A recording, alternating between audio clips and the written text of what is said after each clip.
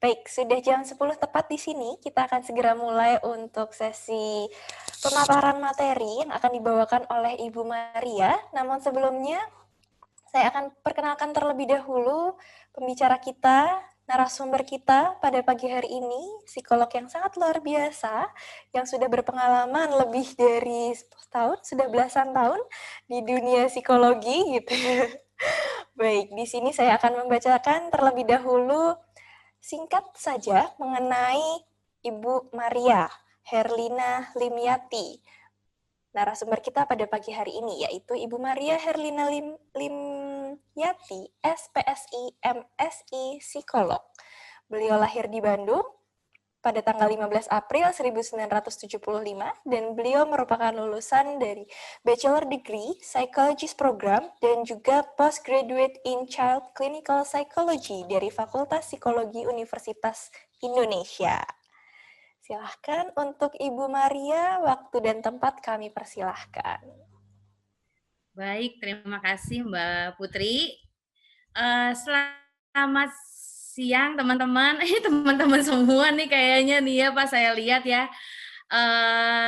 Senang ketemu lagi. Ini jadi kopdar, kayaknya jadi kopdar gitu. Dia senyum-senyum di situ. Terima kasih untuk kehadirannya teman-teman. Kita mau belajar bareng-bareng pada siang hari ini, tentunya dengan materi yang sudah tadi disampaikan, bicara mengenai seksualitas dengan anak. Ini topik yang apa ya? Topik yang menarik sih, karena mungkin jarang dibicarakan, karena itu juga mungkin sebagian dari kita masih merasa bahwa ini merupakan topik yang sulit ya untuk diomongin gitu, termasuk sebenarnya pergumulan saya juga sih gitu untuk ngomongin ini dengan anak-anak gitu. Jadi kita sebenarnya sama-sama belajar. Nanti mungkin juga bisa share juga ya dari Bapak. Ini kayaknya ada bapak-bapaknya nih di sebelah-sebelah ibu-ibunya nih yang masuk ibu-ibu tapi kayaknya ada bapak-bapaknya.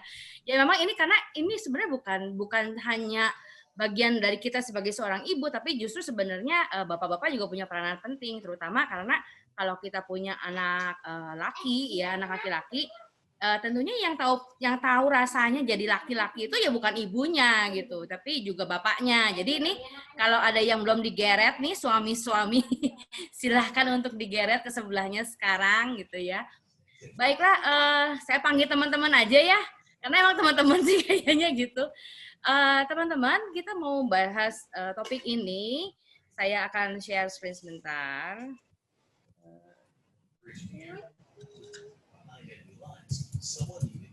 Dia mau dengerin tentang seks buat anak remaja. Hah?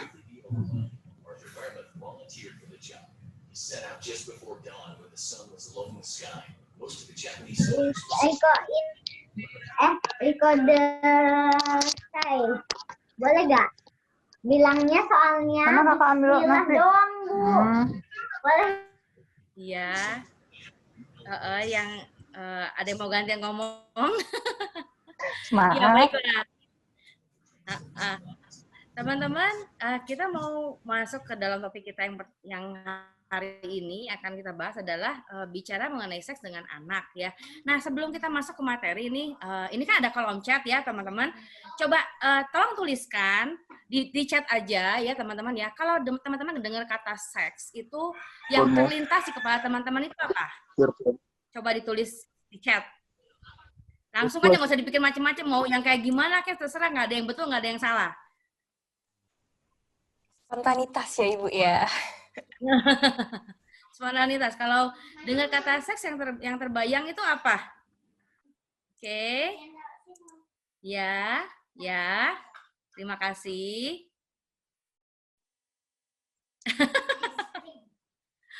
Ya, oke. Ada enak-enak. Ini saya tahu nih siapa yang ngomong nih. Wow, jawabannya menarik ya. Iya, saya sambil baca ya. Ada yang jawab jenis kelamin, perbedaan gender, enak-enak, jenis kelamin, hubungan yang dilarang, kemudian relasi, ya gender juga ada yang jawab lagi, kemudian hubungan suami istri, aktivitas seksualitas, hubungan badan, laki-laki dan perempuan. Oke, masih ada yang mau jawab lagi? Teman-teman? Segitu dulu.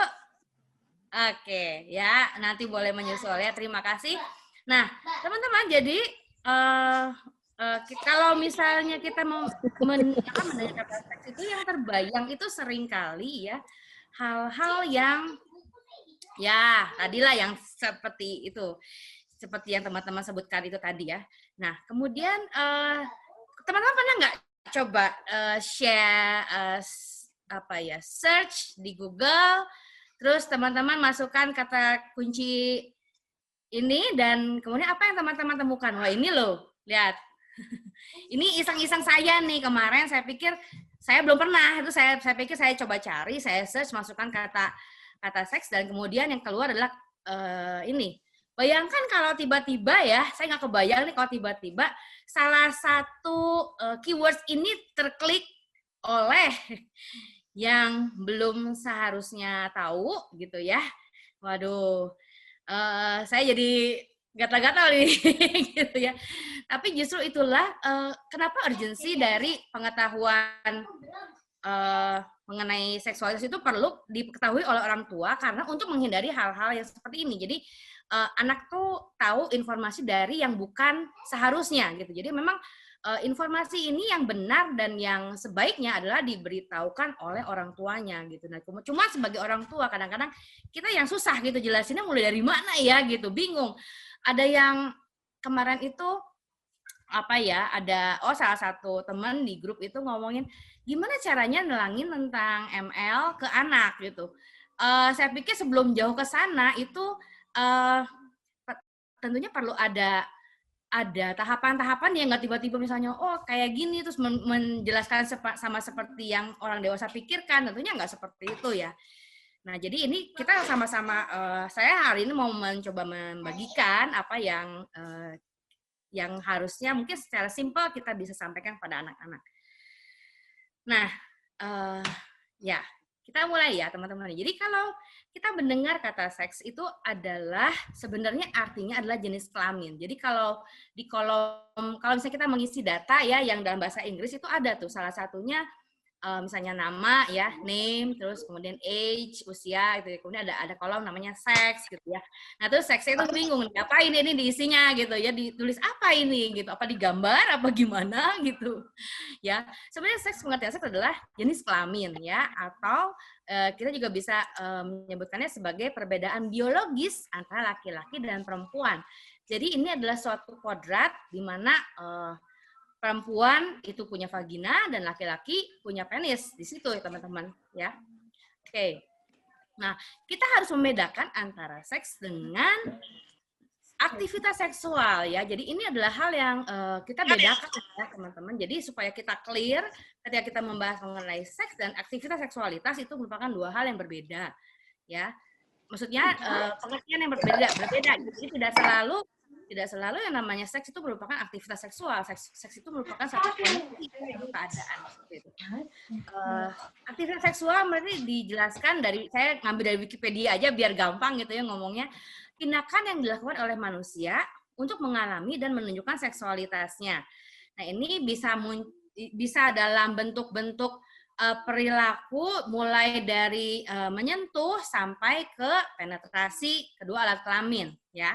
Bisa juga tidak ya. Jadi teman-teman, dulu saya waktu kuliah pernah ikut suatu mata kuliah mengenai perilaku seksual menyimpang ya. Itu yang namanya aktivitas seksual itu ternyata nggak cuman sentuhan antara manusia dengan manusia, tapi bisa kadang-kadang lucu gitu ya. Bisa dengan baju gitu, bisa dengan ya benda-benda yang kita berpikir bahwa kok bisa ya seperti itu ya. Tapi ya memang itu mungkin itu ya makanya ada namanya perilaku yang menyimpang ya seperti itu ya teman-teman. Nah seperti ini. Oke. Nah sampai di sini dulu ya teman-teman. Tadi saya lupa mau menjelaskan menu hari ini di depan. Jadi menu hari ini kita akan membahas mengenai apa itu seksualitas, kemudian isu-isu yang akan kita bahas mengenai seputar seksualitas. Nanti kalau misalnya ada yang belum terbahas, boleh teman-teman juga share di saat waktu kita tanya jawab. Kemudian apa yang normal dan apa yang tidak normal, ya.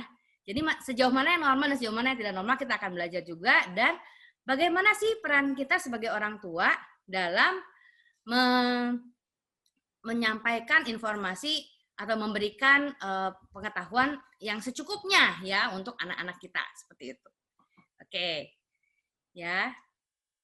Kita lanjut dulu. Tadi udah di sini. Nah. Oke, ya.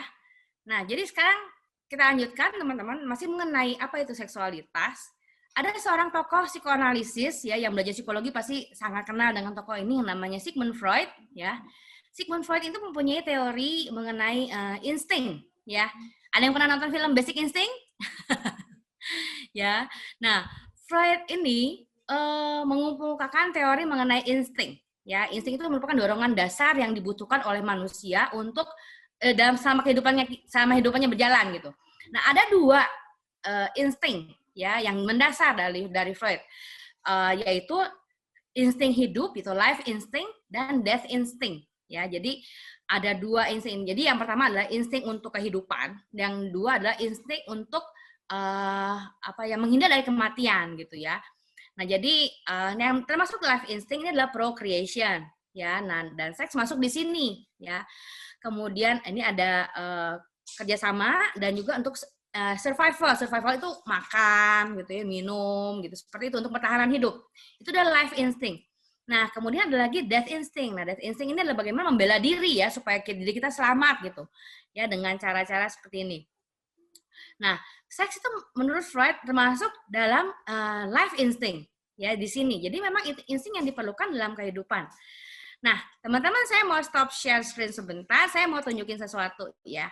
Jadi teman-teman, saya punya ini nih, teman-teman, saya punya buah apel ya.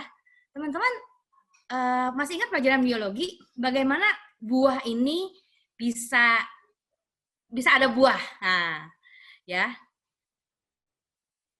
Nih, buah yang kita makan ini ya tentunya kita nggak asing dengan istilah yang namanya pembuahan ya, atau penyerbukan dulu deh. Penyerbukan itu di mana ada serbuk sari yang kemudian sampai di sebuah, jadi ada bunga jantan dan bunga betina. Bunga jantan itu yang punya serbuk sari, bunga betina yang punya putik.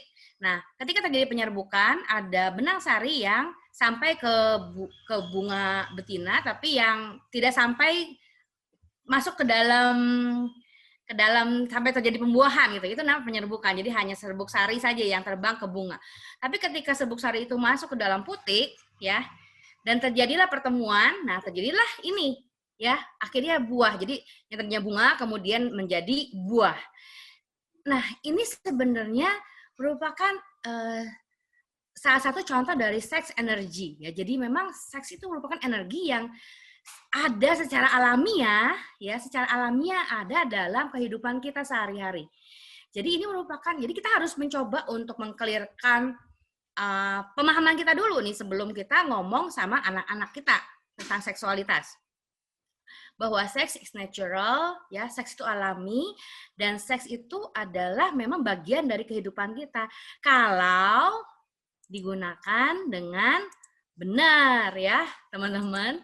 Oke, saya coba share lagi. Saya lanjut ya. Nah, saya masuk ke slide yang ini. Nah, teman-teman, ya. Tadi kalau saya udah ngomongin soal buah apel yang terjadi dengan antara pertemuan serbuk sari dengan putik, ya, yang terjadi jadi buah. Kita ngomongin bahwa seks merupakan hal yang alamiah dan kita percaya bahwa seks itu adalah pemberian dari Tuhan. Ya, dikaruniakan oleh Tuhan. Mungkin kalau pada makhluk yang bukan manusia, itu misalnya pada hewan misalnya ya, seks itu diberikan untuk mereka berkembang biak, ya, supaya jadi banyak gitu, supaya berkembang biak, jadi meneruskan keturunan. Tapi kalau pada manusia ini merupakan anugerah yang luar biasa, ya, karena kita punya akal budi juga, jadi kita juga bisa berbeda dengan hewan yang tidak punya akal budi, ya, kita bisa menerima anugerah Tuhan ini tentunya dengan tidak sembarangan ya, karena ini pemberian Tuhan, tapi ada syaratnya gitu ya. Jadi syarat ini kayak kita nih, kita dikasih kado nih ya, tapi ada syaratnya dulu buat dibuka Ya, ada syaratnya dulu supaya kita bisa menikmati pemberian ini.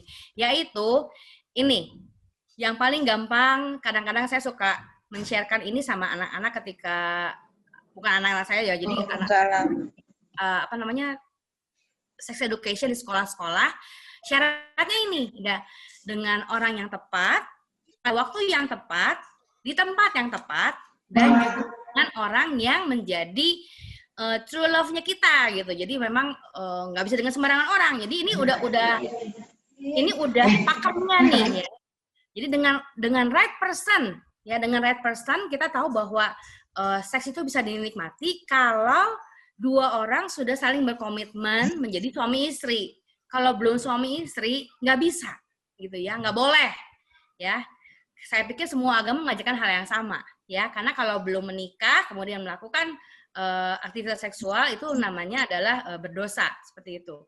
Jadi ini adalah right person.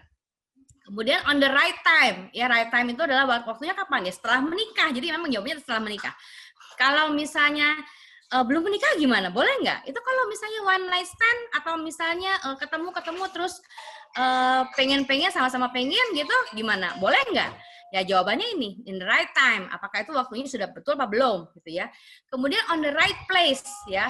Tempatnya juga mesti benar, nggak misalnya di kamar mandi atau mungkin di mana gitu ya, di kebun gitu mungkin, atau di mana gitu ya, nggak seperti itu. Jadi memang ini adalah persyaratan yang harus dipenuhi dulu gitu ya, dan juga dengan orang yang kita tahu bahwa dia adalah orang satu-satunya adalah soulmate-nya kita gitu. Kalau bukan soulmate, pikir-pikir dulu gitu ya. Ini kita nih bukan dengan sembarangan loh gitu.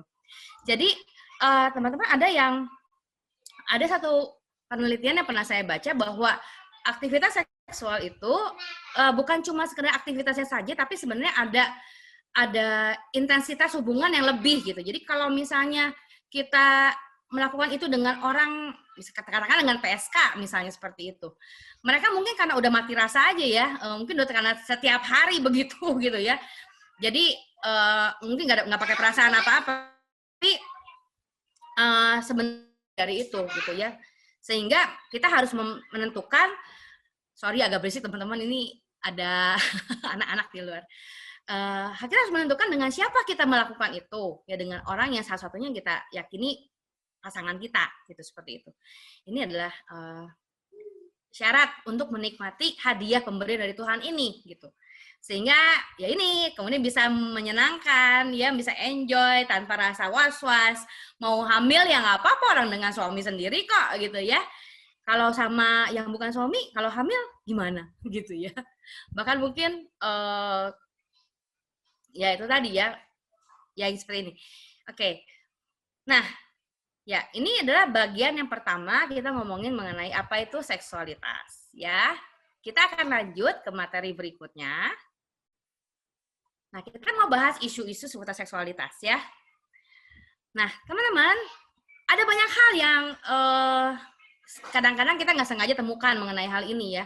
Bahkan sebenarnya kalau boleh ngomong nih, teman-teman dari grup HHBF boleh angkat tangan.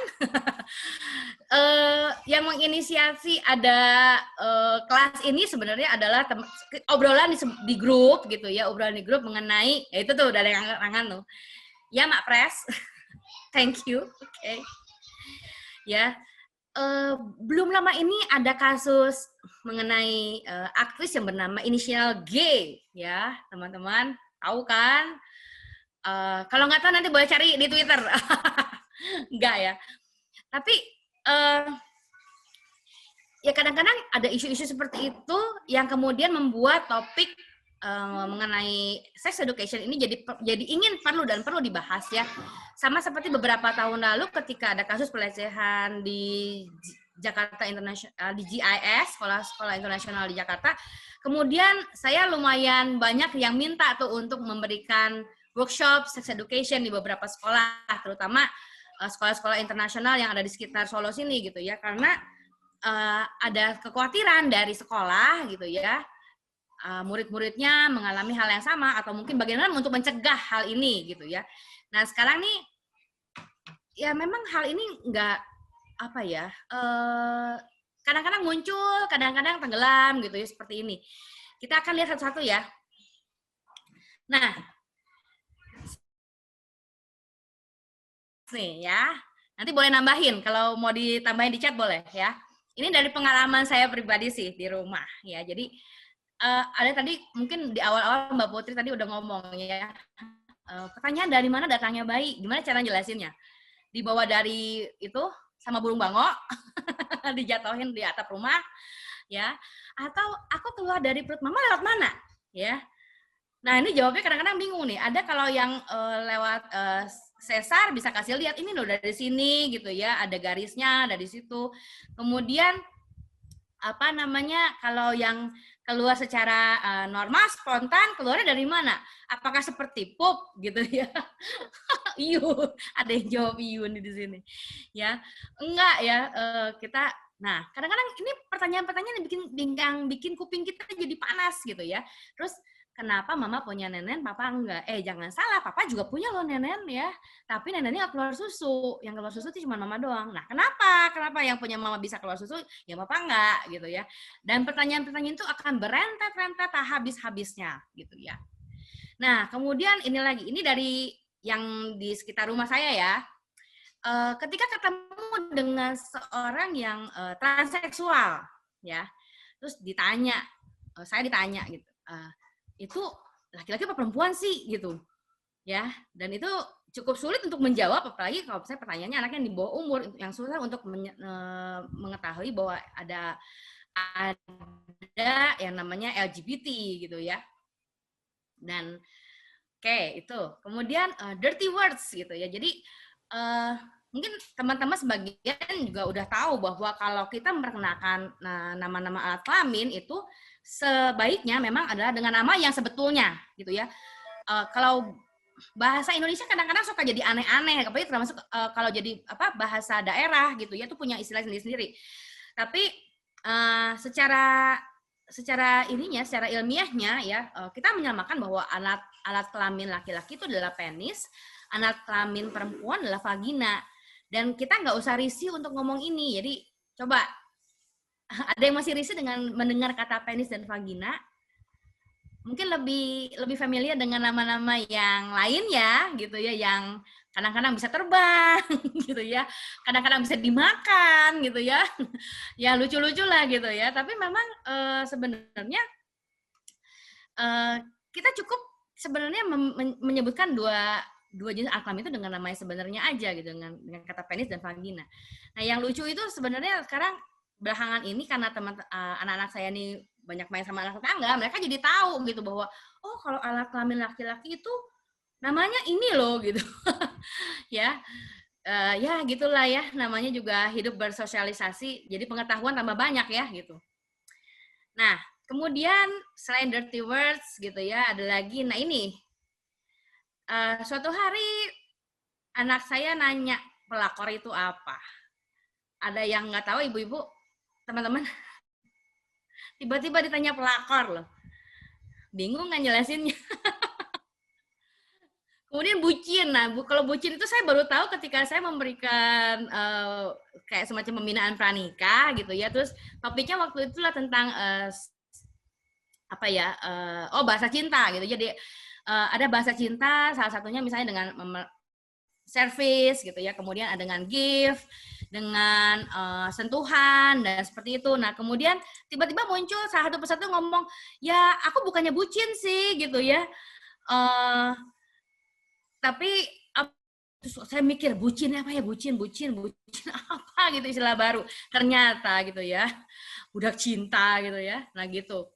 Nah kemudian aborsi. Nah jadi suatu hari saya nonton film, mungkin ada beberapa teman-teman juga yang nonton kali ya, The Good Doctor season 4 yang kemarin itu. Kemudian ada salah satu scene-nya itu yang ada perempuan yang pernah mengalami aborsi ketika dia umur 15 tahun.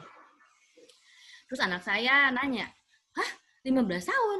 Dia pertama nanya gini, aborsi itu apa? Ya, terus saya bilang, saya jawabnya dengan jawaban yang singkat dan tidak ini ya, dan cukup jelas. Saya bilang aborsi itu adalah bayi yang meninggal ketika dia masih dalam kandungan. Ya intinya itu gitu ya. hah? Berarti dia hamil. Umur 15 tahun bisa hamil. Ya saya bilang, ya bisa lah, umur 15 tahun bisa hamil. Kalau dia sudah mengalami menstruasi, dia bisa hamil gitu. Terus yang ada dia terkagum-kagum. Wow, umur 15 tahun ternyata bisa hamil ya gitu. Nah udah, tapi diskusi stop di situ gitu ya. Udah gitu. Untung masih di situ. Nanti lanjutnya nanti kapan-kapan. Nah, kemudian dan lain-lain. Mungkin teman-teman juga ada mungkin kata-kata yang lain yang pernah teman-teman dapatkan dari anak-anak. Nah, kemudian ada lagi ini. Kenapa sih ibu-ibu pakai Pampers? Ada ya Pampers buat ibu-ibu. Emang ibu-ibu ngompol kayak bayi, ya Mia? Nah, seperti itu. Ya, jadi pertanyaan-pertanyaan yang panas yang membuat kuping panas maksud saya ya, seperti itu. Nah, sehingga sebenarnya kadang-kadang ketika kita mengalami hal ini ya, kita bingung kan mau jawab gimana. Nah, kuncinya adalah kita pasang tampang polos aja ya. Jadi nggak usah yang tiba-tiba kaget lah, yang tiba-tiba shock apa gimana. Kalem aja, santai. Ya kalau memang belum tahu, kita tunggu cari jawabannya dulu ya. Nah, Mama juga nggak tahu jawabannya gimana gitu ya. Seperti itu. Ya daripada kemudian kita membuat anak kita dapat pengetahuan yang salah dan malah membuat dia untuk bertanya-tanya hal-hal yang lain. Seperti tadi ya, tanya sama Mbah Google. Tanya ke Mbak Google, terus kemudian nanti dapatnya linknya aneh-aneh gitu, itu lebih bahaya lagi. Yang penting yang jawab orang tuanya, itu lebih penting. Nah, kemudian ini juga isu yang lumayan sering ditanyakan ya pada beberapa yang punya balita. Banyak kan sih punya balita, tapi anak yang lebih besar ternyata juga ada yang melakukan hal ini gitu ya, childhood masturbation. Apakah ini normal untuk anak-anak gitu ya? Ketika anak yang pernah saya temukan dulu adalah anak yang menggesek-gesekkan bonekanya ya ke bagian alat kelaminnya gitu ya. Itu kasus yang pernah saya hadapi juga waktu itu ketika masih kuliah sih. Ya. Sebenarnya ketika anak melakukan childhood masturbation, mereka sedang melakukan eksplorasi tubuh. Jadi mengeksplorasi, jadi selain dia punya mata, punya kaki, punya tangan gitu ya, punya kuping, punya hidung, dia juga punya bagian tubuh yang lain yang ketika diberikan stimulasi ternyata enak ya gitu, nyaman ya, asik nih kayaknya kalau dilakukan, disentuh lagi dan sebagainya ya. Nah, ini akan menjadi hal yang saya bilang wajar ya, wajar karena sebatas dia ingin mendapatkan sensasi rasa nyaman ya. Dan ini menjadi hal yang tidak wajar kalau ya terjadi secara eksesif, berlebihan ya. Dan juga kemudian penyebabnya kita harus cari ya. Apakah mungkin mengalami stres karena tekanan misalnya orang tua yang selalu bertengkar atau mungkin orang tua dalam proses perceraian, selain seperti itu. Atau bisa juga terjadi sebagai dampak dari sexual abuse. Saya pernah menemukan seorang anak perempuan yang mengalami pelecehan seksual, kemudian dia jadi sering menggoyang-goyangkan kursi. Kalau di kelas tuh dia goyang-goyangin kursi. Kursinya kebetulan tuh kalau zaman kita tuh mungkin kakinya 4 gitu tuh ada yang ngejiglek 1 tuh ya digoyang-goyangin gitu dan kemudian ternyata itu membuat dia merasa enak gitu. Jadi begitu diulang-ulang terus seperti itu. Tapi ternyata setelah ditelusuri dia mengalami pelecehan seksual sebelumnya. Ya. Jadi ini harus dilihat intensitasnya segimana. Ya kalau cuman sekadar eksplorasi kita masih bisa melihat itu sebagai suatu hal yang oke, itu wajar. Tapi kalau sudah berlebihan kita harus ada suatu yang warning nih di sini. Nah tadi udah disinggung mengenai soal pelecehan seksual, ya. Ini juga isu yang kadang-kadang gini. Kalau misalnya saya perhatiin ya. Ada muncul satu di media gitu ya kasus mengenai sex abuse gitu ya. Terus nggak lama muncul lagi gitu dan dalam beberapa waktu. Saya pikir apakah sebenarnya terjadi proses belajar gitu ya atau mungkin ini sebuah gunung es yang ketika satu muncul yang lain jadi bermunculan atau ini cukup mengerikan gitu karena kalau tidak ada laporan bukannya berarti dia nggak ada. Mungkin ada tapi nggak dilaporin gitu. Dan ini kategorinya bisa pencabulan, perkosaan, ya. Kalau pencabulan ini tanpa penetrasi alat kelamin, kalau perkosaan ini terjadi penetrasi alat kelamin. Kemudian incest ini dilakukan oleh anggota keluarga, ya. Anggota keluarga itu yang serumah bisa ya sebutlah orang tua, kakek nenek misalnya ya, atau mungkin ada om yang di situ, atau mungkin ada tantenya mungkin gitu ya, seperti itu. Kemudian pedofilia, beberapa waktu lalu sempat juga ini kasusnya banyak ya. Kemudian ada lagi kekerasan dalam pacaran. Ya, jadi ini mungkin kalau udah agak anaknya remaja, kemudian dia punya pacar, sebenarnya anak juga harus tetap kita awasi karena bisa saja ketika dalam relasi mereka itu terjadi kekerasan yang kita nggak tahu gitu ya, orang tua nggak tahu seperti itu. Nah, kemudian nih karena kita nih di era pandemi nih sekarang gitu ya, ini kita harus hati-hati dengan isu yang satu ini ya, itu cybersex yaitu kita nggak tahu anak kita mungkin cukup banyak waktunya untuk online di depan HP atau mungkin di depan laptop, di depan komputer, kemudian mungkin ya karena mereka mungkin haus informasi atau mungkin ngobrol sana ngobrol sini, kemudian menemukan ya teman-teman yang kita nggak tahu gitu. Makanya ini sebenarnya wanti-wanti banget ke orang tua ya untuk sebisa mungkin tahu anaknya itu ngobrol sama siapa, temenan sama siapa, bukan cuman yang di darat tapi juga yang virtual gitu ya. Karena kita nggak tahu mereka akan ketemu sama siapa dan pertukaran informasinya bagaimana. Nah, sebenarnya cybersex ini bukan cuma pada anak-anak loh, Bapak Ibu ya. Belum lama ada seorang ya apa ya? Katakanlah ibu-ibu lah, ibu-ibu yang udah lebih sepuh dari saya gitu. Tadinya nggak cerita gitu ya, cuman apa? Awalnya saya pikir dia mengalami depresi gitu ya. Depresi karena sesuatu gitu. Ternyata terus ketika selesai sesi dengan saya, kemudian suaminya masuk dan suaminya ngomong gitu bahwa ternyata si ibu ini seperti dalam tanda kutip digendam ya, digendam lah istilahnya gitu. Jadi menurut dia sih tanpa disadari gitu ya, disuruh untuk membuka semua pakaiannya gitu dengan posisi video call-nya nyala. Padahal kalau saya pikir, ya ampun ibu-ibu udah keriput loh. Ya, bisa kena seperti itu gitu. Saya nggak tahu apakah, ya karena kebetulan karena klien ini juga nggak ketemu lagi, nggak ini, jadi saya belum sempat cari tahu lagi bagaimana ceritanya.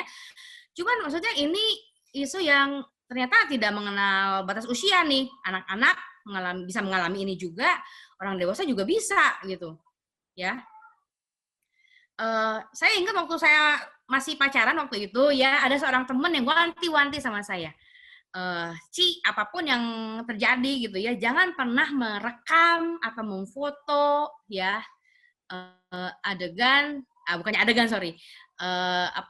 kegiatan aktivitas seksualitas sama pacar ya. Saya pikir ya enggak lah, mana mungkin lah gitu ya, nggak gitu. Tapi ternyata ada yang namanya revenge porn. Nah, ini juga kita harus hati-hati. Jadi ketika ada foto atau ada video yang dibuat dalam bentuk aktivitas seksual gitu ya, itu bisa dijadikan alat untuk memeras. Ya, jadi misalnya ketika diputusin nih gitu, supaya nggak diputusin atau mungkin ada misalkan ngancem tuh misalnya, awas ya nanti tak sebar loh fotomu gitu ya, awas loh nanti tak sebar videonya gitu. Nah, kita jadi diperas dengan secara itu ya. Ini juga makanya kita harus hati-hati, wanti-wanti sama anak-anak juga dan kita sendiri ya, jangan sampai terjadi ya hal seperti ini. Dan kemudian cybersex ini bisa sebenarnya mengarah ke compulsive sexual behavior alias kecanduan gitu ya, kecanduan melihat situs-situs yang tidak seharusnya gitu. Dan itu memang masih pro kontra ya, apakah ini termasuk adiksi atau enggak, karena adiksi itu dikaitkan sering dengan zat gitu ya, dengan zat yang adiktif. Tapi kalau pornografi atau cybersex ini merupakan aktivitas, jadi nggak ada zatnya gitu. Jadi ini memang jadi hal yang masih itu ya, tapi mengarah ke sana gitu, ke adiksi ya, compulsive sexual behavior. Oke. Nah, kita masuk ke seksi ketiga ya, bab ketiga nanti sebelum, ini tinggal dikit kok ya, nanti kalau mau bertanya boleh. Jadi mana yang normal dan mana yang nggak normal nih ya mengenai seksualitas ini gitu. Oke, ini kelewat satu. Nah, ini saya mencoba untuk merangkumkan teman-teman gitu ya. Jadi karena tadi di depan sudah saya jelaskan sedikit bahwa namanya aktivitas seksual pada anak-anak merupakan bagian dari eksplorasi yang dia lakukan untuk mengenali bagian-bagian tubuhnya gitu ya. Sebenarnya kita bisa memilah gitu ya, mana yang masih termasuk normal, mana yang sudah dikatakan perlu bantuan profesional ya.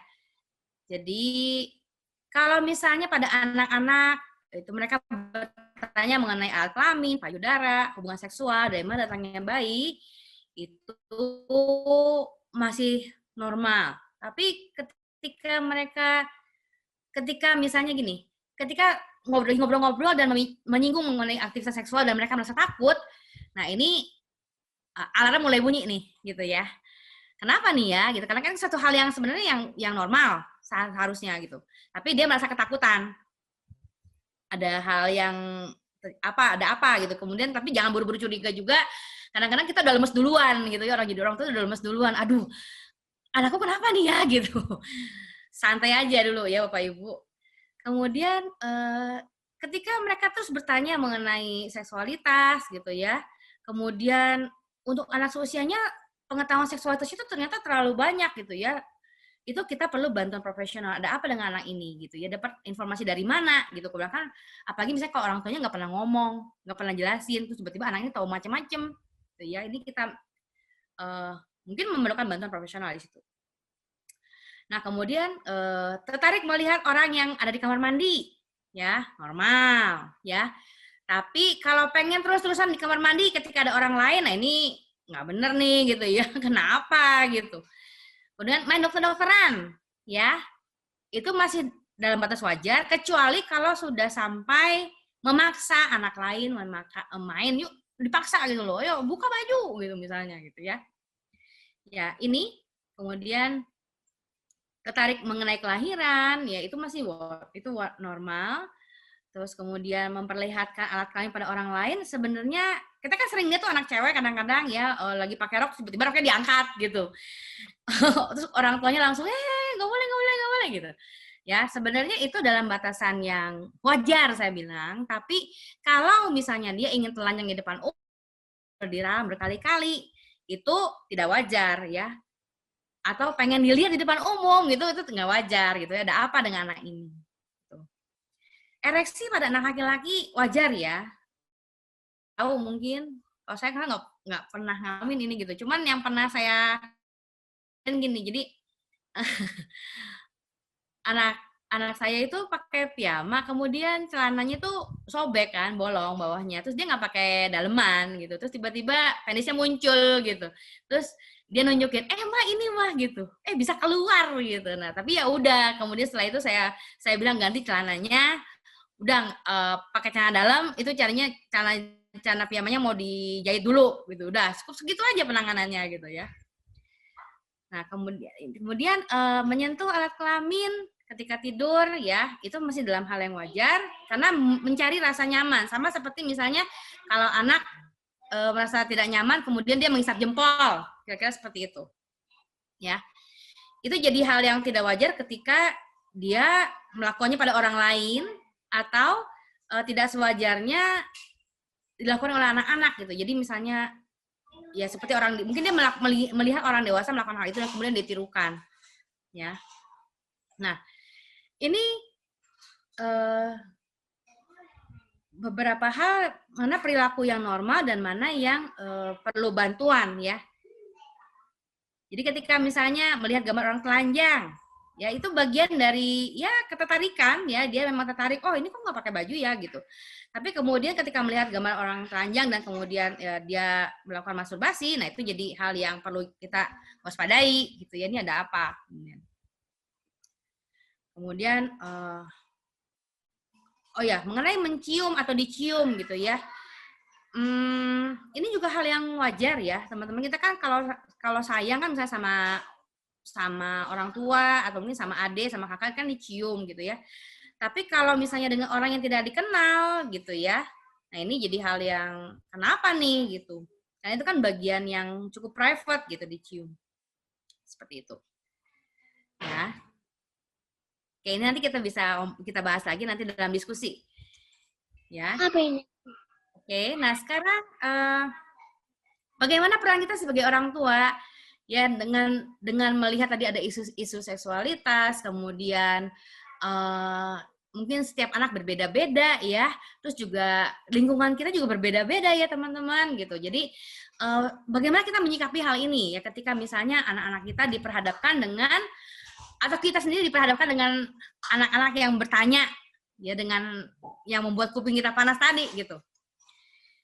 Nah sebenarnya gini, sebelum kita mau mengajarkan mengenai seksualitas, sebenarnya kita harus melihat secara global dulu gitu ya, bahwa ini sebuah kutipan yang saya ambil, pendidikan seks itu bukan masalah pengajarannya atau memberikan informasi. Sebaliknya, ya pendidikan seksual adalah pembentukan karakter yang dilakukan secara sengaja dan sedini mungkin ketika anak masih sangat muda dibentuk. Jadi kita sejak awal sudah menanamkan pada anak-anak kita nilai-nilai keluarga, ya. Nah seperti ini, nilai-nilai keluarga kita seperti apa, gitu ya. Dan mungkin kita punya pandangan yang berbeda dari setiap keluarga, ya keluarga yang satu dengan keluarga yang lain. Kalau saya dengan suami, gitu ya, kalau kami mau pergi, gitu, saya mau pergi atau suami mau pergi gitu, kami kissing gitu ya, ciuman di mulut lah anak bilangnya gitu. Ada yang iyo di sana gitu ya. Tapi ya itu di depan anak-anak, kami nggak pernah risih melakukan ciuman di mulut ketika mau berpisah pamitan gitu ya. Dan anak-anak taunya bahwa oh itu that's a kiss ya, itu adalah ciuman yang boleh dilakukan oleh papa sama mama yang sudah menikah gitu. Nah ketika mereka melihat tontonan di televisi gitu ya, ada yang ciuman gitu ya, ya kadang-kadang kita nggak bisa menyensor kalau di TV gitu ya, kissing gitu loh. Terus yang pertanyaan yang muncul adalah apa? Itu orang udah nikah apa belum? Terus saya jawab kalau memang belum nikah ya saya bilang itu belum nikah. Berarti nggak boleh dong, itu kan belum nikah. Kalau belum nikah nggak boleh ciuman gitu ya. Nah nilai-nilai seperti itu yang ya masing-masing keluarga punya ini sendiri ya, punya batasan sendiri gitu. Silahkan untuk ditanamkan pada anak-anak gitu. Dan kemudian juga tentunya patokan yang kita perlu tegakkan adalah juga nilai religi ya. Mungkin agama kita berbeda-beda, tapi saya pikir secara norma, secara moral, secara agama kita tahu bahwa di mana batasan seksual yang boleh ya. Tentunya ada aturannya gitu, nggak bisa dengan sembarangan gitu ya. Karena kita juga tahu ada dosa yang dilakukan berkaitan dengan seksualitas ini, dan kita juga mau anak-anak tidak melakukan hal itu gitu, dan belum pada waktunya seperti itu. Kemudian orang tua juga bisa mengajarkan peran jenis kelamin ya, bahwa laki-laki sama perempuan itu memang berbeda ya. Jadi nggak ada tuh laki-laki sama perempuan sama tuh enggak ya. Laki-laki sama perempuan memang beda. Laki-laki punya penis, perempuan punya vagina gitu. Tapi ada hal-hal yang bisa dilakukan baik laki-laki maupun perempuan. Misalnya apa? Cuci piring gitu. Saya cukup kaget waktu itu pernah anak laki-laki saya bilang cuci piring itu kan tugasnya ibu-ibu. Wah, siapa bilang cuci piring tugasnya ibu-ibu gitu ya. Orang papanya juga cuci piring di rumah gitu ya. Jadi tuh ya kadang-kadang pendidikan mengenai peran jenis kelamin ini juga mesti dilakukan dalam hal-hal yang selalu dipikir bahwa itu tugasnya ibu-ibu, tuh kalau nyapu tugasnya ibu-ibu. Oh enggak gitu ya, ngepel pun tugasnya bapak-bapak juga ngepel gitu ya, misalnya seperti itu. Kemudian bagaimana aturan dalam keluarga, kebiasaan ya, ritual ya seperti itu. Ini hal yang penting kita mungkin kita bisa evaluasi juga kalau mungkin selama ini kita ada terlalu longgar gitu ya. Misalnya kayak kesepakatan, misalnya kalau sekarang ini kan gadget gitu ya. Nah gadget ini memang susah-susah gampang ini untuk menanggapi aturannya gitu. Tapi coba disepakati bersama-sama. Kemudian karena apa? Karena anak juga butuh selain untuk mencegah mereka mengeksplorasi kemana-mana gitu ya, mereka juga perlu penyeimbang aktivitas yang lain, nggak cuman online terus gitu ya, seperti itu. Nah tadi, oh ya ini yang saya kelewat tadi satu slide ini. Jadi ketika kita membesarkan anak sebetulnya kita punya nih, misalnya tadi kan kita udah punya keluarga, punya aturan, punya batasan, punya kesepakatan, tapi kita ingat bahwa sebenarnya keluarga kita itu nggak cuman tinggal di lingkaran yang kecil ini gitu. Oke lah, mungkin di rumah kita aman, tapi mereka punya lingkungan. Mau tanya, boleh nggak bawah? Bentar. Boleh nggak bawahnya biar dia digunting? Saya bikin kusut. Yes. Ya, mereka punya lingkungan sekolah, tetangga gitu ya, terus mungkin di gereja atau mungkin di tempat ibadah yang lain gitu. Yang kita kadang-kadang nggak tahu mereka dapat asupan apa di situ gitu. Kemudian lebih luas lagi adalah dengan keluarga besar atau dengan temannya orang tua gitu ya, dengan tetangga gitu ya, dengan sosial media ya, itu lebih luas lagi. Jadi di rumah udah diajarin benar istilahnya gitu, di rumah udah diajarin benar, tapi begitu keluar dari rumah, wah pulang-pulang dapat kata-kata ini, dapat kata-kata itu, pusing lah ya gitu. Tapi memang sebenarnya kuncinya gini, kita nggak bisa kita tidak bisa membuat anak kita tuh steril ya. Ketika dia steril gitu ya, dia malah jadi rentan dengan apa ya, lingkungan yang lain gitu. Jadi yang bisa kita lakukan adalah kita membekali mereka gitu dengan pemahaman yang mendasar bahwa menurut aturan kita atau mungkin di rumah seperti ini gitu ya. Dan juga menjaga supaya komunikasi kita ini tetap berjalan dengan nyaman ya. Saya bilang karena kalau ketika nggak nyaman jadi susah komunikasi ya. Seperti itu. Nah, ini tadi. Nah, ini ngomongin komunikasi nih ya. Communication is the key ya. Dan kuncinya adalah gini, kita punya 2 telinga dan 1 mulut. Jadi Tuhan mau kita ngapain? Tuhan mau kita dengar dulu, ya. Jangan ngomong dulu, jangan mulut dulu yang maju, tapi telinga dulu yang dengerin. Ya, ketika kita berkomunikasi dengan anak, kita dengerin dulu, pahami sudut pandang anak, dan ingat tahap perkembangan anak udah di mana. Kalau misalnya dia baru balita, ya, pemikiran balita mengenai seks itu beda dengan pemikiran kita sebagai orang dewasa, itu beda gitu. Jadi memang harus mungkin orang tua harus nurunin standar dulu nih gitu. Atau mungkin ya memang harus menyederhanakan pemahaman gitu ya. Kadang-kadang menyederhanakan kata-kata untuk ngomong sama anak yang lebih muda gitu. Kalau anaknya udah lebih besar, mungkin lebih enak gitu ngomongnya ya. Kemudian bagaimana kita berempati dengan anak. Terus tadi yang saya juga udah sebut di depan gitu, belajar pasang muka poker face. Jadi santai aja gitu ya. Walaupun kaget, deg-degan, kebat-kebit, santai ya dulu. Kamu dapat dari mana? Itu siapa yang ngomong kayak gitu? Kamu dengar dari mana? Gitu ya. Jadi tanya aja biasa dengan ada yang biasa. Misalnya gitu seperti itu. Kemudian yang satu lagi adalah bagaimana kita menerima apapun keadaannya, kita terima anak kita tanpa syarat gitu. Jadi memang kalau mereka salah, oke, ya kita terima gitu ya. Nggak usah yang kemudian buru-buru menghakimi, buru-buru memarahi dan sebagainya. Itu akan membuat komunikasinya jadi malah nggak bisa terbuka gitu, seperti itu. Oke, saya kira oh ya satu lagi ya, komunikasi itu akan terbuka dengan lancar, keluarga akan happy dan mempermudah kita ngobrol-ngobrol dengan enak itu kalau kita masing-masing punya happy hormones yang apa ya, kita punya yang kadarnya baik gitu ya. Jadi misalnya ini ada happy hormones sih, singkatannya DOSA ya, dose gitu ya. Ada dopamin, serotonin, oksitosin, dan endorphins ya. Nah, dopamin itu memberikan sensasi rasa nyaman ya. Kemudian serotonin itu membantu kita untuk regulasi mood, tidur ya. Kemudian selera makan, pencernaan gitu ya, seperti itu. Nah, terus ada lagi hormon happy, hormonnya itu adalah oksitosin. Nah, ini love hormone, ibu-ibu yang lagi nyusui ini sangat familiar dengan pijat oksitosin gitu ya. Ini adalah hormon cinta ya. Bukan cuma pada relasi pasangan, tapi juga ini sebenarnya ke anak-anak ya, karena dengan oksitosin itu anak jadi dekat ya. percaya, ada bonding gitu ya. Kemudian kita senang saling berpelukan, mencium dan sebagainya. Ya. Ada yang tahu dosis pelukan sehari boleh berapa? Katanya 7, 14, pokoknya sejam sekali. Ya jadi berpelukanlah sebisa mumpung masih bisa dipeluk gitu ya. Kalau udah nggak bisa dipeluk nanti anaknya nggak bisa dipeluk, sedih deh gitu ya.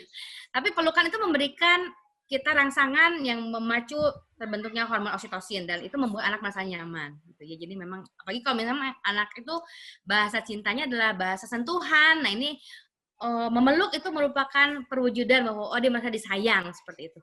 Jangankan itulah, siapa sih yang nggak senang dipeluk gitu ya. Kalau nanti suaminya pelit-pelit meluk, bilang perlu dipeluk 1 jam sekali gitu ya. Dan bukan cuma sekedar peluk yang asal peluk-pelukan nih, tapi yang peluknya masih lama banget gitu ya. Terserah sampai yang meluknya nggak mau meluk lagi gitu ya. Seperti itu.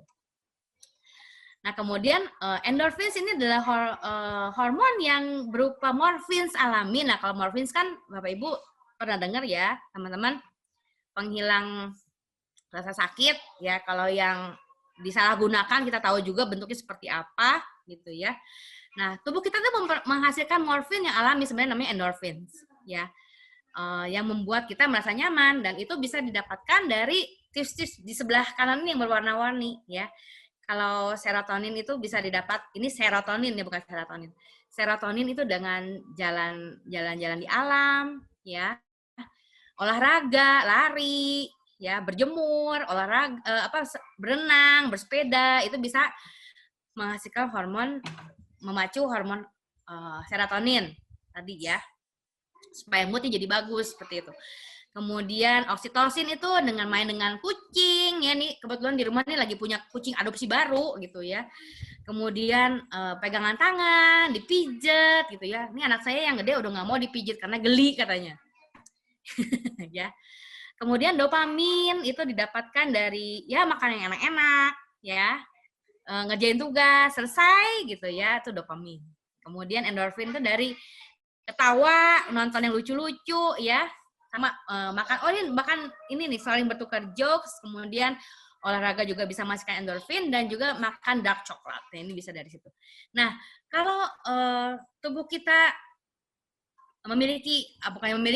kita memang memiliki, tapi maksudnya kadar hormonnya ini baik, tentunya relasi antar anggota keluarga juga jadi hangat, jadi positif, dan ketika hubungan itu jadi positif, maka komunikasi akan lebih mudah untuk dilakukan gitu ya. Bagaimana anak itu ngobrol dari hati ke hati, spontan sama orang tuanya itu kalau suasananya itu menyenangkan. Seperti itu, teman-teman. Oke. Saya kira materinya itu dulu. Nah, sekarang saya persilahkan kalau mau ada pertanyaan. Dan saya kira mungkin banyak pertanyaan ya.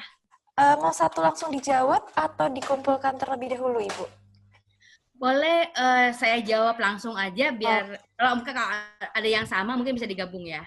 Oh ya, siap. Baik, di sini ada pertanyaan dari Ibu Lucy Siahaan dari Sorong. Kapan waktu yang tepat untuk bicara seks dengan anak-anak kita nih, Ibu? Ini juga pertanyaan saya juga ini. Baik, silahkan Bu Maria. Oke, ya. Sebenarnya gini, bicara seks itu tentang apanya dulu gitu ya. Jadi kan karena seks itu merupakan satu hal yang luas nih. Sebenarnya ketika kita misalnya sedang memperkenalkan alat kelamin laki-laki dan perempuan gitu ya, atau kita mengajarkan misalnya anak perempuan kalau misalnya pipis itu harus cebok gitu. Itu sebenarnya itu kan bagian dari topik seksualitas yang dibahas. Sebenarnya jadi seperti itu.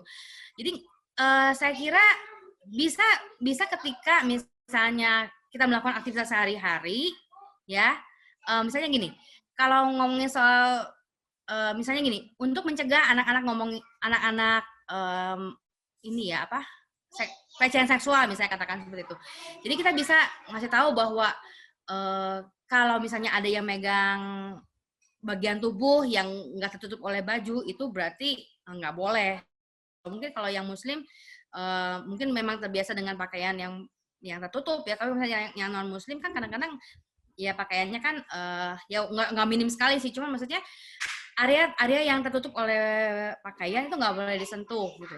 Jadi memang bisa kita kadang-kadang ini tergantung tergantung isu yang lagi hot topics, misalnya ngomongin seperti itu.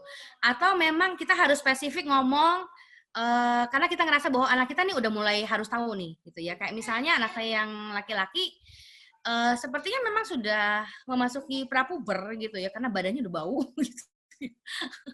Cuman memang untuk ngomong itu kan timingnya harus pas juga gitu teman-teman. Jadi nggak mungkin yang tiba-tiba digaet gitu ya, diomongin gitu ya, nggak seperti itu. Jadi memang apakah ketika suasananya nyaman, atau mungkin lagi menjelang tidur gitu ya, kita ngomong sesuatu yang nggak langsung ke sana gitu ya.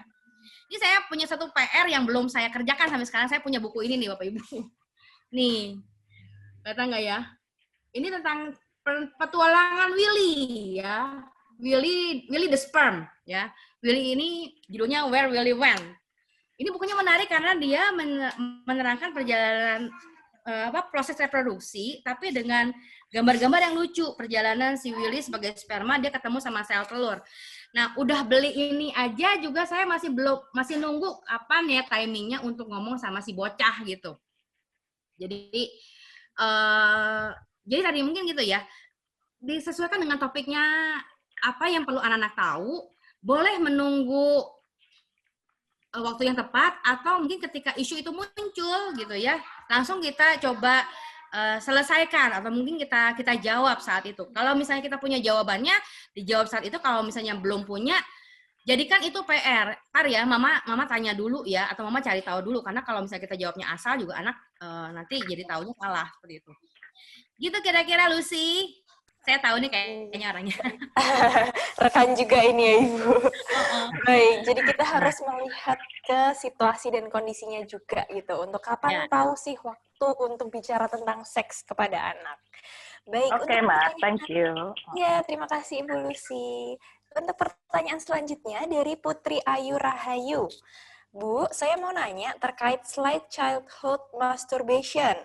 Jadi kasusnya, keponakan saya itu usia 6 tahun, tapi sesekali ketahuan dia menggesekkan tangannya ke vagina, lalu dimarahin sama ibunya. Nah, apakah itu normal? Atau apa bisa berkelanjutan ketika besar nanti? Oke. Nah, ini tadi ya, berkaitan tanya tadi dengan childhood masturbation, sebenarnya dikatakan wajar karena bagian dari eksplorasi. Tapi kalau misalnya sudah berlebihan dan sering, pertama kemungkinannya anak ini butuh pengalih karena dia mengalami stres. Jadi dia butuh untuk mendapatkan rasa nyaman. Jadi sebenarnya ketika dia dimarahin, itu jadi hal yang membuat dia, loh kok malah dimarahin ya gitu. Dia malah jadi kayak semacam bingung gitu. Seperti itu. Jadi memang sebenarnya walaupun orang tua mungkin cemas ya, ini kenapa sih kok pegang-pegang gitu ya. Tapi sebenarnya ketika kita tahu bahwa itu adalah justru bentuk dari anak itu merasa cemas atau anak itu merasa stres sehingga dia lari ke childhood masturbation-nya itu dengan memegang vagina dan sebagainya. Orang tua tuh sebaiknya gini. Jadi kalau misalnya kalaupun mau mengingatkan ya, bisa dengan cara dialihkan perhatiannya gitu ya. Atau ketika kita melihat dia seperti itu, kita misalnya gini, ambil tangannya sambil kita ngomong hal yang lain gitu. Jadi cukup mengalihkan itu saja tanpa tendensi jangan pegang, jangan kayak gitu, kamu nggak boleh, kamu nakal. Nah itu anak nggak ngerti soalnya gitu ya, apalagi umur 6 tahun. Dia nggak tahu karena itu buat dia itu nggak salah gitu, karena dia kan nggak ngerti itu apa. Dan kita mesti bahwa usia sebelum dia mengalami pubertas, anak ini adalah makhluk yang bukan makhluk seksual gitu ya. Jadi makhluk yang memang dia punya alat kelamin, bisa merasakan rangsangan, tapi dia belum jadi makhluk yang seksual. Ketika dia masuk ke fase pubertas, baru dia menjadi makhluk seksual yang bisa bereproduksi seperti itu. Jadi memang kalau dibilang normal kalau sesekali, tapi kalau misalnya dikatakan berkelanjutan, nah anak ini butuh ini. Tadi ya, cari penyebabnya kenapa dia melakukan hal itu. Kemudian yang kedua, coba berikan dia aktivitas yang lain. Karena dia nggak tahu mau ngapain gitu. Jadi ya udah akhirnya dilakukan aja yang membuat dia nyaman seperti itu. Begitu Mbak Putri. Oke, baik. Terima kasih Bu Maria untuk jawabannya sangat luar biasa. Semoga terjawab Ibu Putri.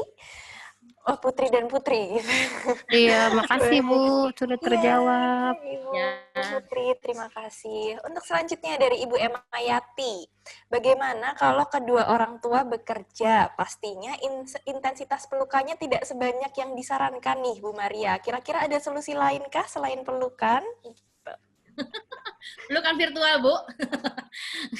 Iya. Sekarang kan kita nggak boleh pelukan nih, gimana nih ya? Lagi PSBB di Jakarta atau mungkin lagi ini Physical distancing ya. Physical distancing gitu ya. Kalau mau pelukan mesti pakai plastik gitu. Kayak dulu saya sempat lihat video yang di Cina itu, waktu di Cina masih wabah COVID-nya tinggi, pelukannya pakai plastik gitu ya. Jadi gini, sebenarnya kuncinya adalah bukan dari berapa kalinya, Bu. Jadi bukan dari jumlahnya, bukan dari frekuensinya. Tapi sebenarnya dari kualitas hubungan itu sendiri, ketika kita bersama-sama dengan dia, ya ketika kita bersama dengan anak, apa yang kita lakukan gitu? Apakah mungkin karena udah masing-masing capek, masing-masing pegang handphone, atau kadang-kadang gitu kan ya kita ya, udah nih dia main handphone, jadi sama-sama satu ruangan tapi sama-sama sebelahan, tapi yang satu nonton apa, yang satu nonton apa gitu. Jadi sebenarnya bukan penghalang, walaupun misalnya kedua orang tua bekerja, itu bukan penghalang kita bisa memberikan kehangatan gitu ya. Misalnya bikinin pisang goreng gitu kan bisa tuh, atau mungkin bawain oleh-oleh gitu ya pulang dari kantor. Tergantung dari anak itu senangnya diapain gitu ya. Kita cukup dipegang tangannya atau mungkin ya pelukan ketika ketemu aja nggak apa-apa gitu. Jadi memang bagaimana sebenarnya kehangatan itu dibentuk tidak menghalangi apa misalnya kejarangan bertemu itu tidak menghalangi kehangatan yang bisa kita bentuk. Seperti itu Ibu Emma. Jadi harus tahu bahasa cintanya juga ya Bu Maria ya. Iya, nih kalau ngomong bahasa cinta nanti bisa satu sesi sendiri. Dibikin lagi nih Bu nanti webinar selanjutnya. Baik, berarti selanjutnya nih berhubungan juga dari Ibu Yunita dari Solo. Ternyata wajar ya kalau anak saya hampir setiap setengah jam minta dipeluk atau dielus-elus kepalanya. Mungkin karena efek orang tua bekerja seharian. Gitu. Nah, iya betul sekali. Ini ya itu ya, ini jadi membahas sedikit mengenai bahasa cinta. Jadi memang ada anak-anak yang bahasa cintanya pengen disentuh ya, sentuhan, pelukan gitu. Ya kita kan kadang-kadang, apa sih gitu, pegang-pegang risih gitu ya. Tapi memang mereka memang butuhnya itu. Jadi sebagai orang tua kita harus bisa membaca dan memenuhi kebutuhan mereka. Jadi itu boleh kok Ca, dipeluk maminya setiap hari, setiap setengah jam nggak apa-apa. Iya. Kemudian selanjutnya dari Ibu Nur, kalau anak pra-remaja penasaran tentang hubungan seksual seperti apa, bagaimana menjelaskannya? Gitu. Oke, ya, gini, kita jadi Mbak Iin gitu ya, ini saya sapa Mbak Iin, hai Mbak Iin. Jadi gini Mbak. Mbak Maria, makasih. Jadi gini Mbak Iin, kalau membicarakan mengenai hubungan seksual itu ya, pertama yang prinsip dasar dari hubungan seksual itu tujuannya untuk apa, kita harus garis bawahi dulu bahwa hubungan seksual itu tujuannya adalah untuk konsepsi, untuk menghasilkan keturunan, seperti itu.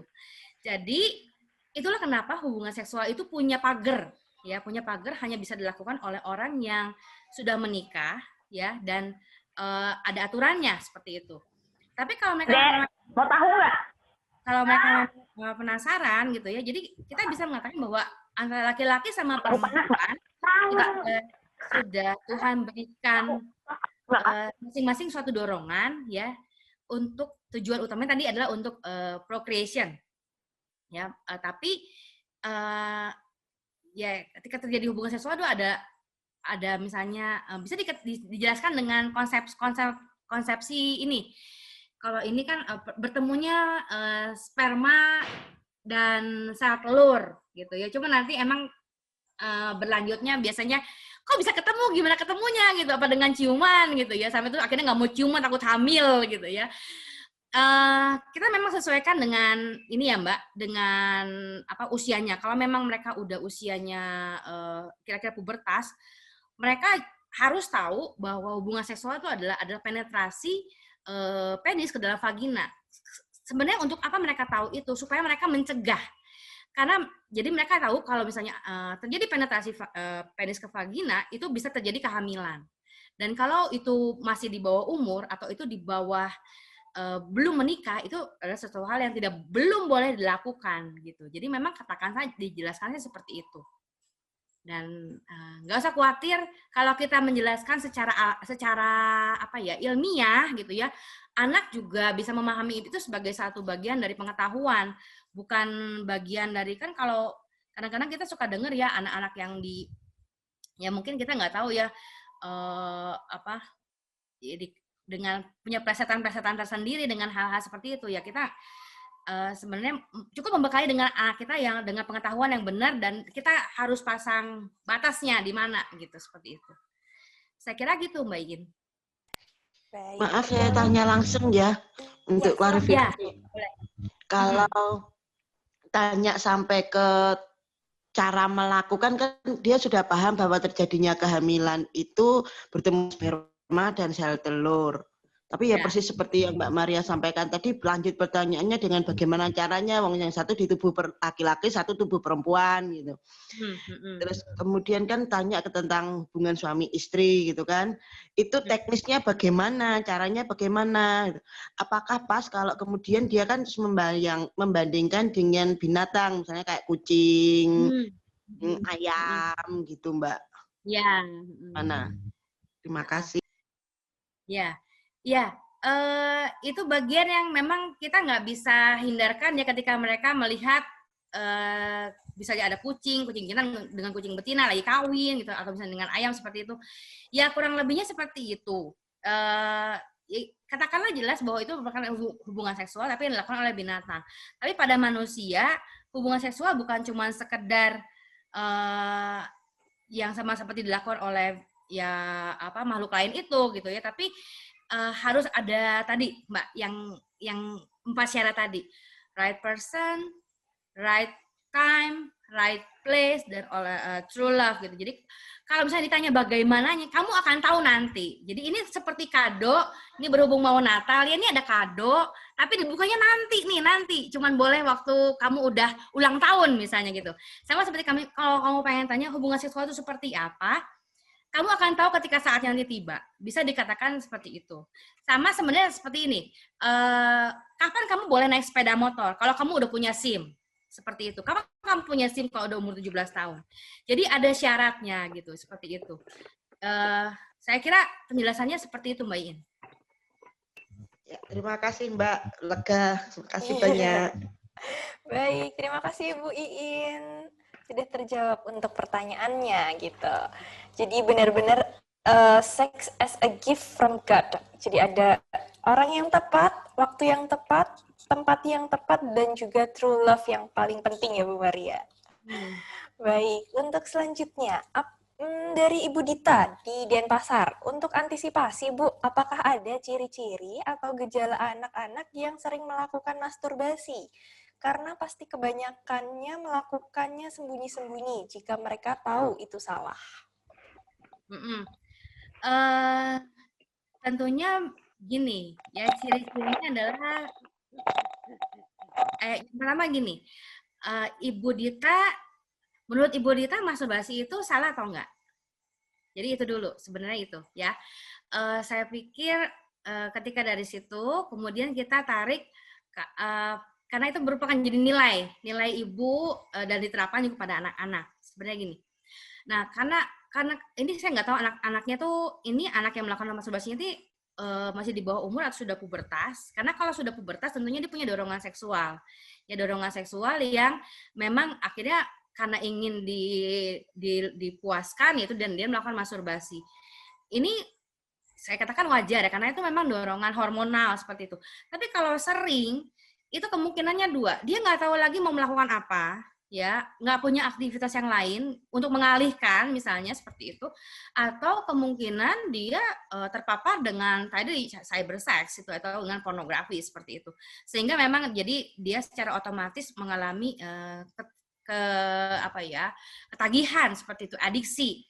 Nah, sebenarnya kita bisa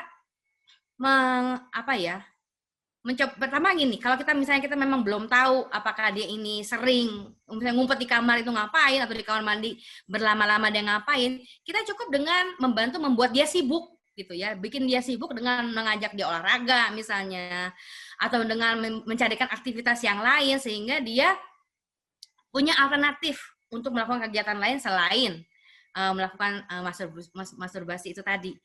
Jadi sebenarnya dan tadi ya sempat di awal saya jelaskan juga bahwa masturbasi ini mungkin merupakan pengalih dari rasa cemas gitu.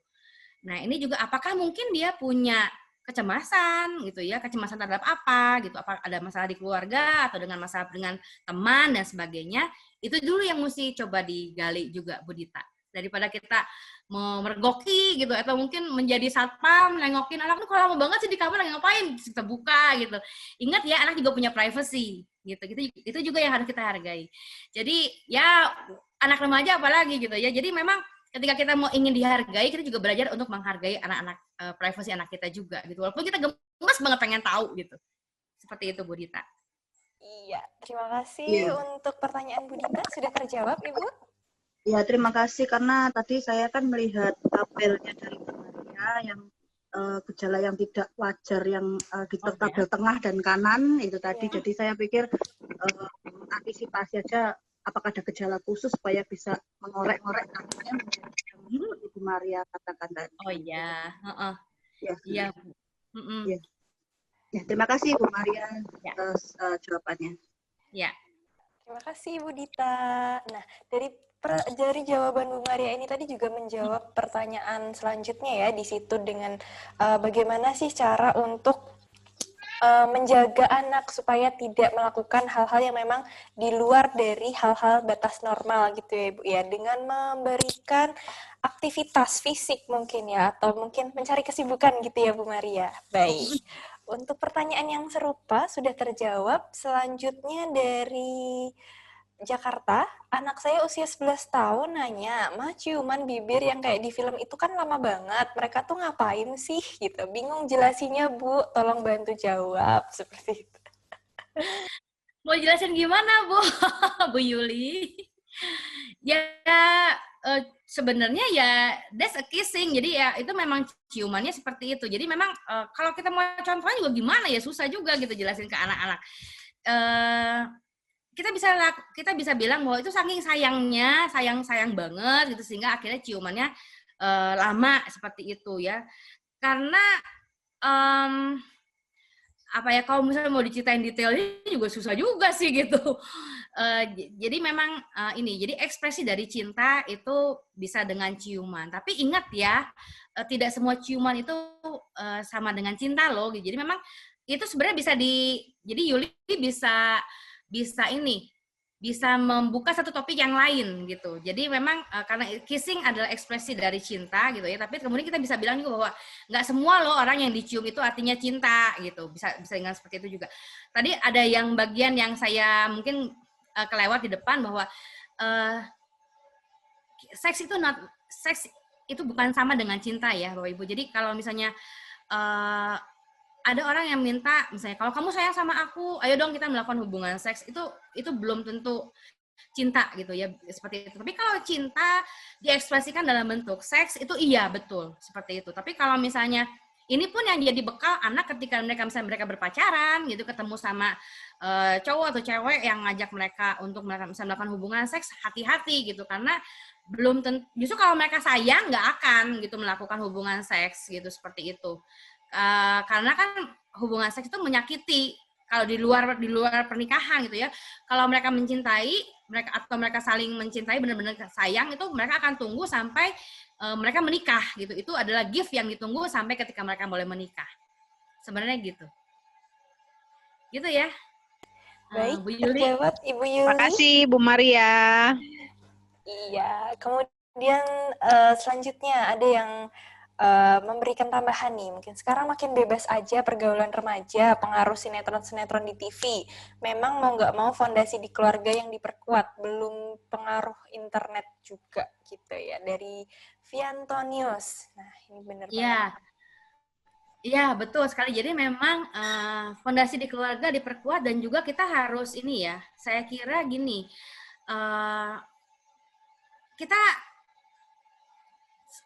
Oke lah, kita nih akses ke internetnya sangat gampang sekarang itu, apalagi dengan ini ya, PJJ, pembelajaran jarak jauh, sehingga anak-anak tuh jadi lebih lama pakai gadget, bahkan mungkin dikasih gadget seorang satu supaya lebih gampang ya, dikasih komputer, laptop dan sebagainya.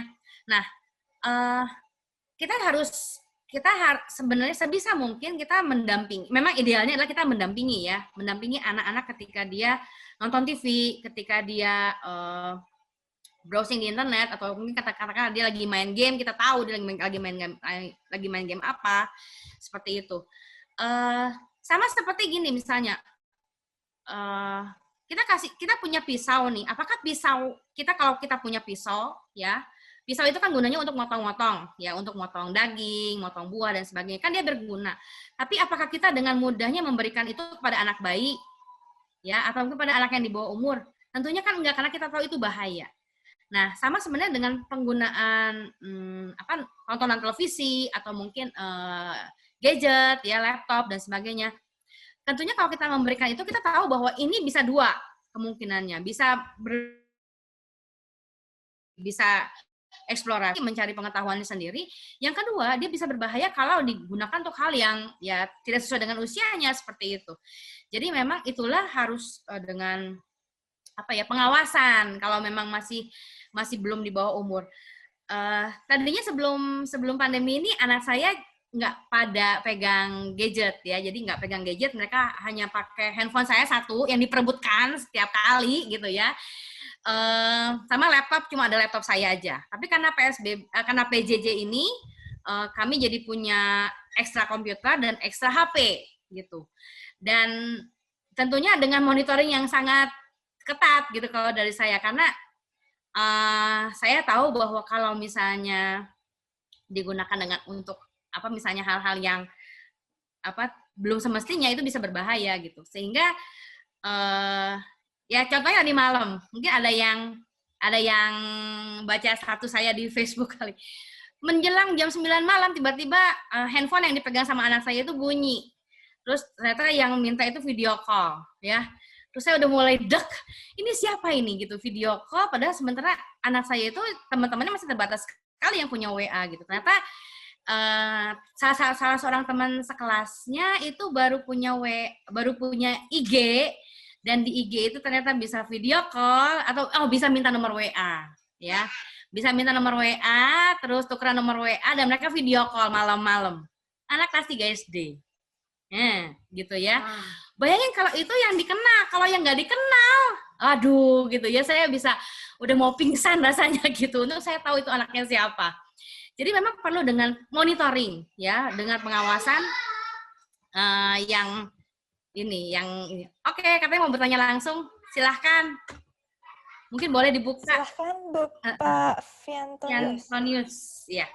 Terima kasih ya Bu, Mbak. Ya. Jadi gini, saya ini punya anak remaja,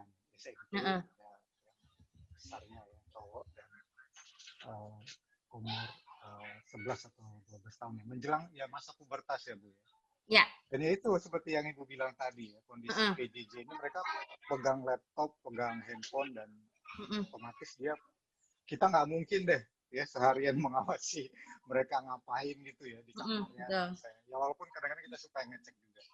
Nah ini saya sih selalu ya, di sekolahnya juga ada semacam konseling tentang pubertas gitu, tentang seksualitas. Tapi saya rasa yang paling bertanggung jawab kan tentu orang tua ya di rumah. Yep. Bagaimana kita beri mereka pengertian ya, bahwa internet ini seperti pisau ya, bermata dua. Yang seperti Ibu bilang tadi ya, ada cyber sex dan segala macamnya, dan kita nggak tahu lah di sana itu ada apa di sana itu ya. Nah itu kita pengen sebenarnya, tapi saya pengen nih sebagai psikolog ya, apakah sebatas mana keterbukaan kita menjelaskan tentang edukasi seksualitas ini ya? Kalau misalnya sekedar tentang pelajaran biologi, bahwa kehamilan terjadi yang tadi Ibu bilang ya, terbuk sari dan putik ataupun sel sperma, dan itu saya pikir di pelajaran pun sudah dijelaskan. Ya. Tetapi aspek-aspek lain itu kan banyak hal ya, yang memang mesti mereka tahu gitu, bahwa itu hal yang penting bagi mereka untuk menjaga supaya mereka nggak salah langkah gitu ya. Depannya kan kita nggak tahu pergaulannya juga di sekolah nanti seperti apa ya, di rumah dengan teman-temannya, supaya mereka juga ya lebih komunikatif ke kita kalau ada hal-hal yang mereka ingin tahu. Ya. Jangan cari-cari tadi kayak ibu bilang. Dia googling kan sekarang semudah jari aja ya, kita mau cari informasi tentang apapun ya di dunia ini dia bisa tahu gitu. Dan nggak gampang percaya dengan omongan orang lain. Nah, apakah boleh Bu? Artinya kita benar-benar kasih tahu ini kamu tanggung jawab seperti ini karena begitu kamu nanti salah langkah itu dampaknya hidup gitu ya. Dan memang kalau mereka terus tahu konsekuensinya ya. Tanggung jawab yang harus mereka hadapi gitu dengan hal-hal itu ya. Karena saya lihat ya pengaruh internet itu waduh saya kadang-kadang prihatin sekali ya dengan anak SMP bahkan di SD pun sudah terpapar gitu ya. Jadi ini memang keprihatinan kita dan kepedulian bersama ini Bu. Ini saya senang sekali ada acara seperti ini. Jadi orang-orang tua juga ngerti ya tanggung jawabnya. Terutama orang tua ya supaya mereka tahu supaya nanti masa depan kita ini masa depan anak-anak bangsa ini generasi muda ini nggak terjerumus lah gitu dalam pergaulan. Apalagi sinetron itu sangat tidak mendidik menurut saya. SMP sudah disuruh pacaran segala macam. Padahal banyak ya pernikahan dini ya Pak. Iya betul Bu. Gitu. Ya kira-kira iya, jadi sampai sebatas mana kita boleh menjelaskan gitu supaya mereka juga ngerti ya itu tanggung jawab dan konsekuensi tadi. Makasih Bu Maria. Ya, sebenarnya gini Pak, disesuaikan dengan porsinya. Kalau contohnya gini ya Pak ya, saya kebetulan anak saya itu kelas 7, kelas 5, dan kelas 3. Ya, jadi umurnya memang umur-umur yang rentan gitu. Dan kerjaannya ya karena pandemi kayak gini, kemudian kegiatannya memang banyakkan di rumah dan interaksi dengan internet sangat banyak. Saya pertama satu hal yang saya sering ulang-ulang adalah gini. Kamu kalau chatting gitu ya, chattingnya sama teman yang udah dikenal ya gitu. Misalnya jadi gini, anak tetangga pada punya game dan mereka bisa bikin grup di situ gitu. Jadi gitu. Kemudian teman-teman sekelasnya juga bikin grup misalnya itu. Nah itu saya tahu dan saya kenal orang tuanya gitu. Tapi saya selalu wanti-wanti gini bilang, kalau nggak kenal, kamu ini ya, kamu harus hati-hati, kamu bilang mama gitu ya. Jadi sebenarnya kuncinya gini Pak. Membuat anak kita itu nyaman untuk ngomong tanpa merasa dihakimi, tanpa merasa dituduh bersalah dan sebagainya.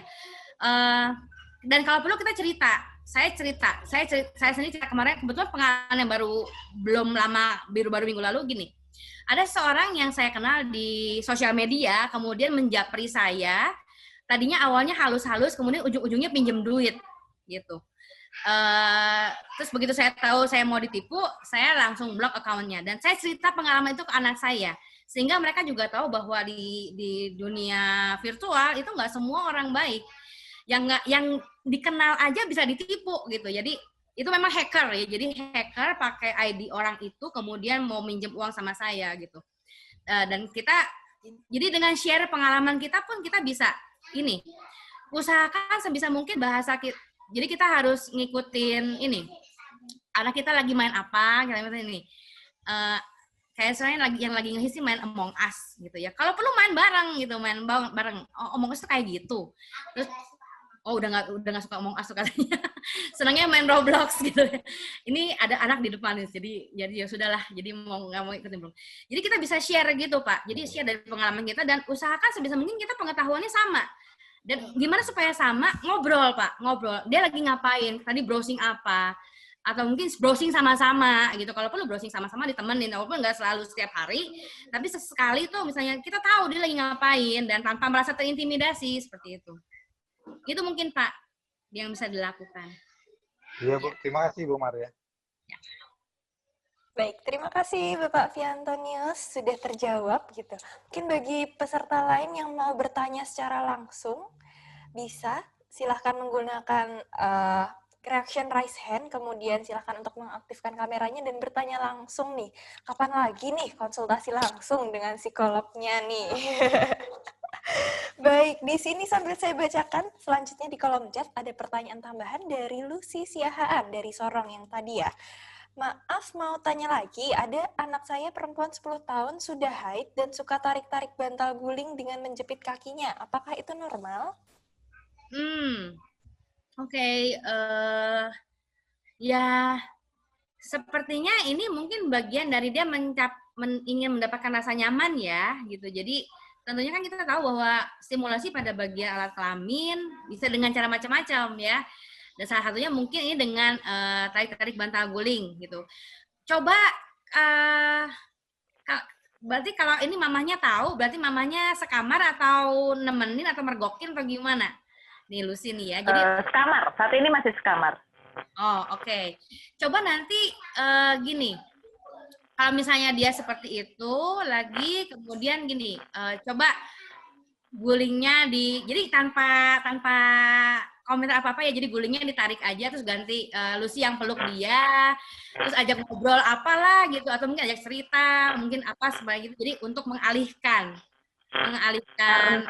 dari perilaku itu. Apakah udah dicoba? Karena biasanya pas mau tidur, Mas. Oh,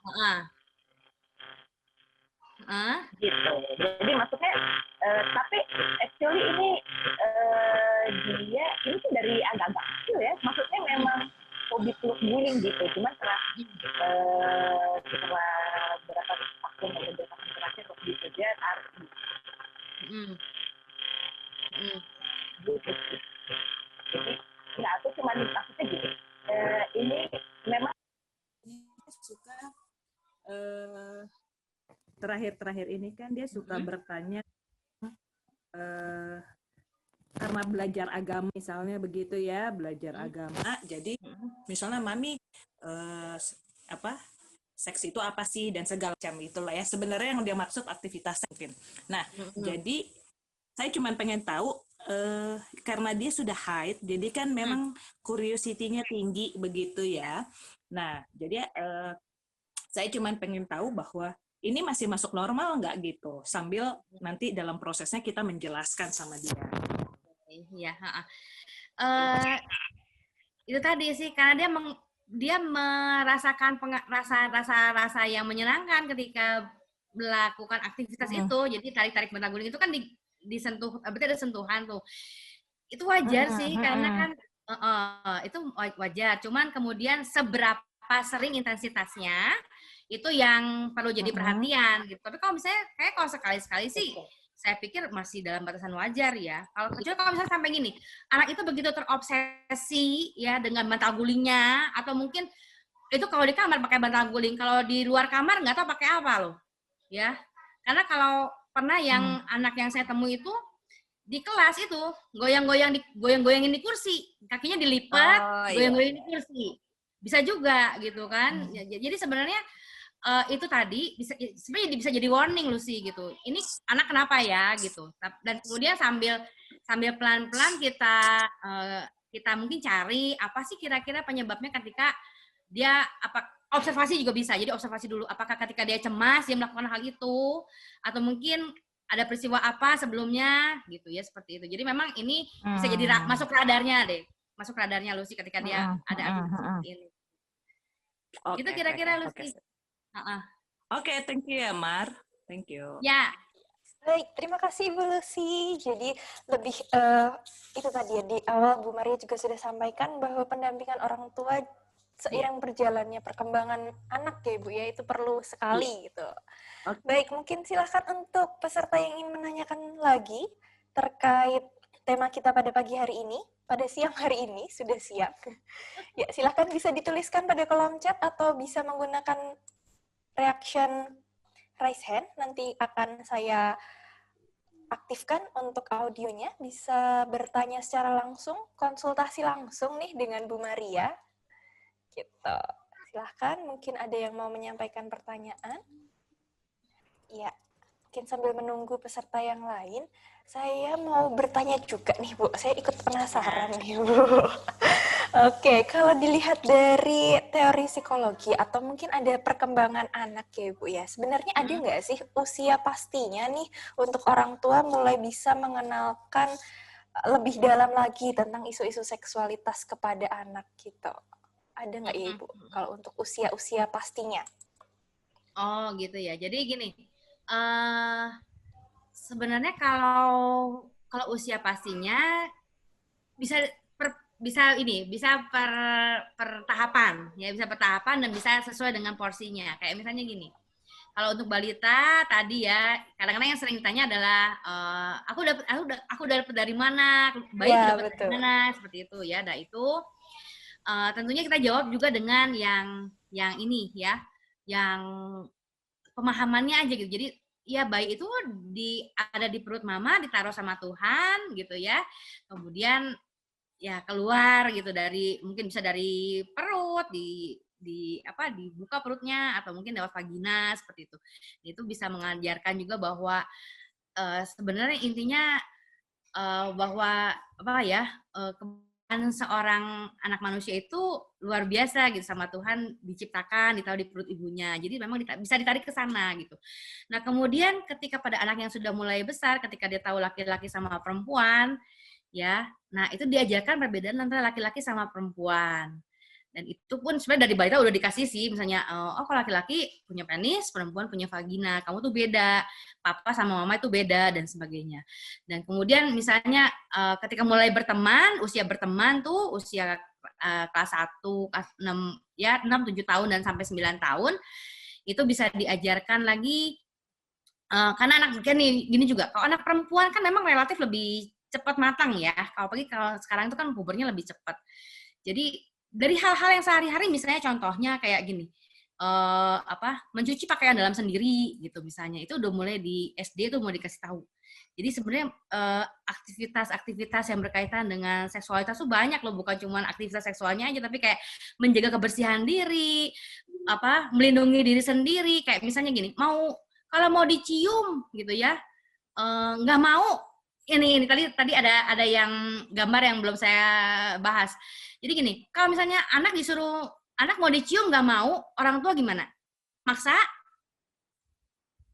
Harusnya jangan maksa, ya, karena kita belajar anak untuk respect sama tubuhnya sendiri. Jadi ketika misalnya kita mau cium, anak kita nggak mau, oke, dia juga jadi belajar gitu. Oh, orang tua saya menghargai saya. Jadi dia juga bisa membedakan mana intensitas orang yang misalnya mau mencium dengan tendensius tersentuh, yang misalnya yang jahat seperti itu, gitu. Jadi, nah itu usia SD sudah juga bisa diperkenalkan mengenai hal-hal yang seperti itu, misalnya dengan mencuci celana dalam sendiri, gitu ya, pakai baju yang benar ya, seperti itu, dengan rapi dan nggak boleh disentuh sama orang lain dan sebagainya. Nah, kalau udah masuk ke pubertas, tentunya tadi ya udah naik level lagi tuh, gitu, seperti itu. Oke. Baik, menarik sekali ya tema untuk pada siang hari ini. Ini adalah lanjutan pertanyaan dari Anindita Subawa dari Bontang.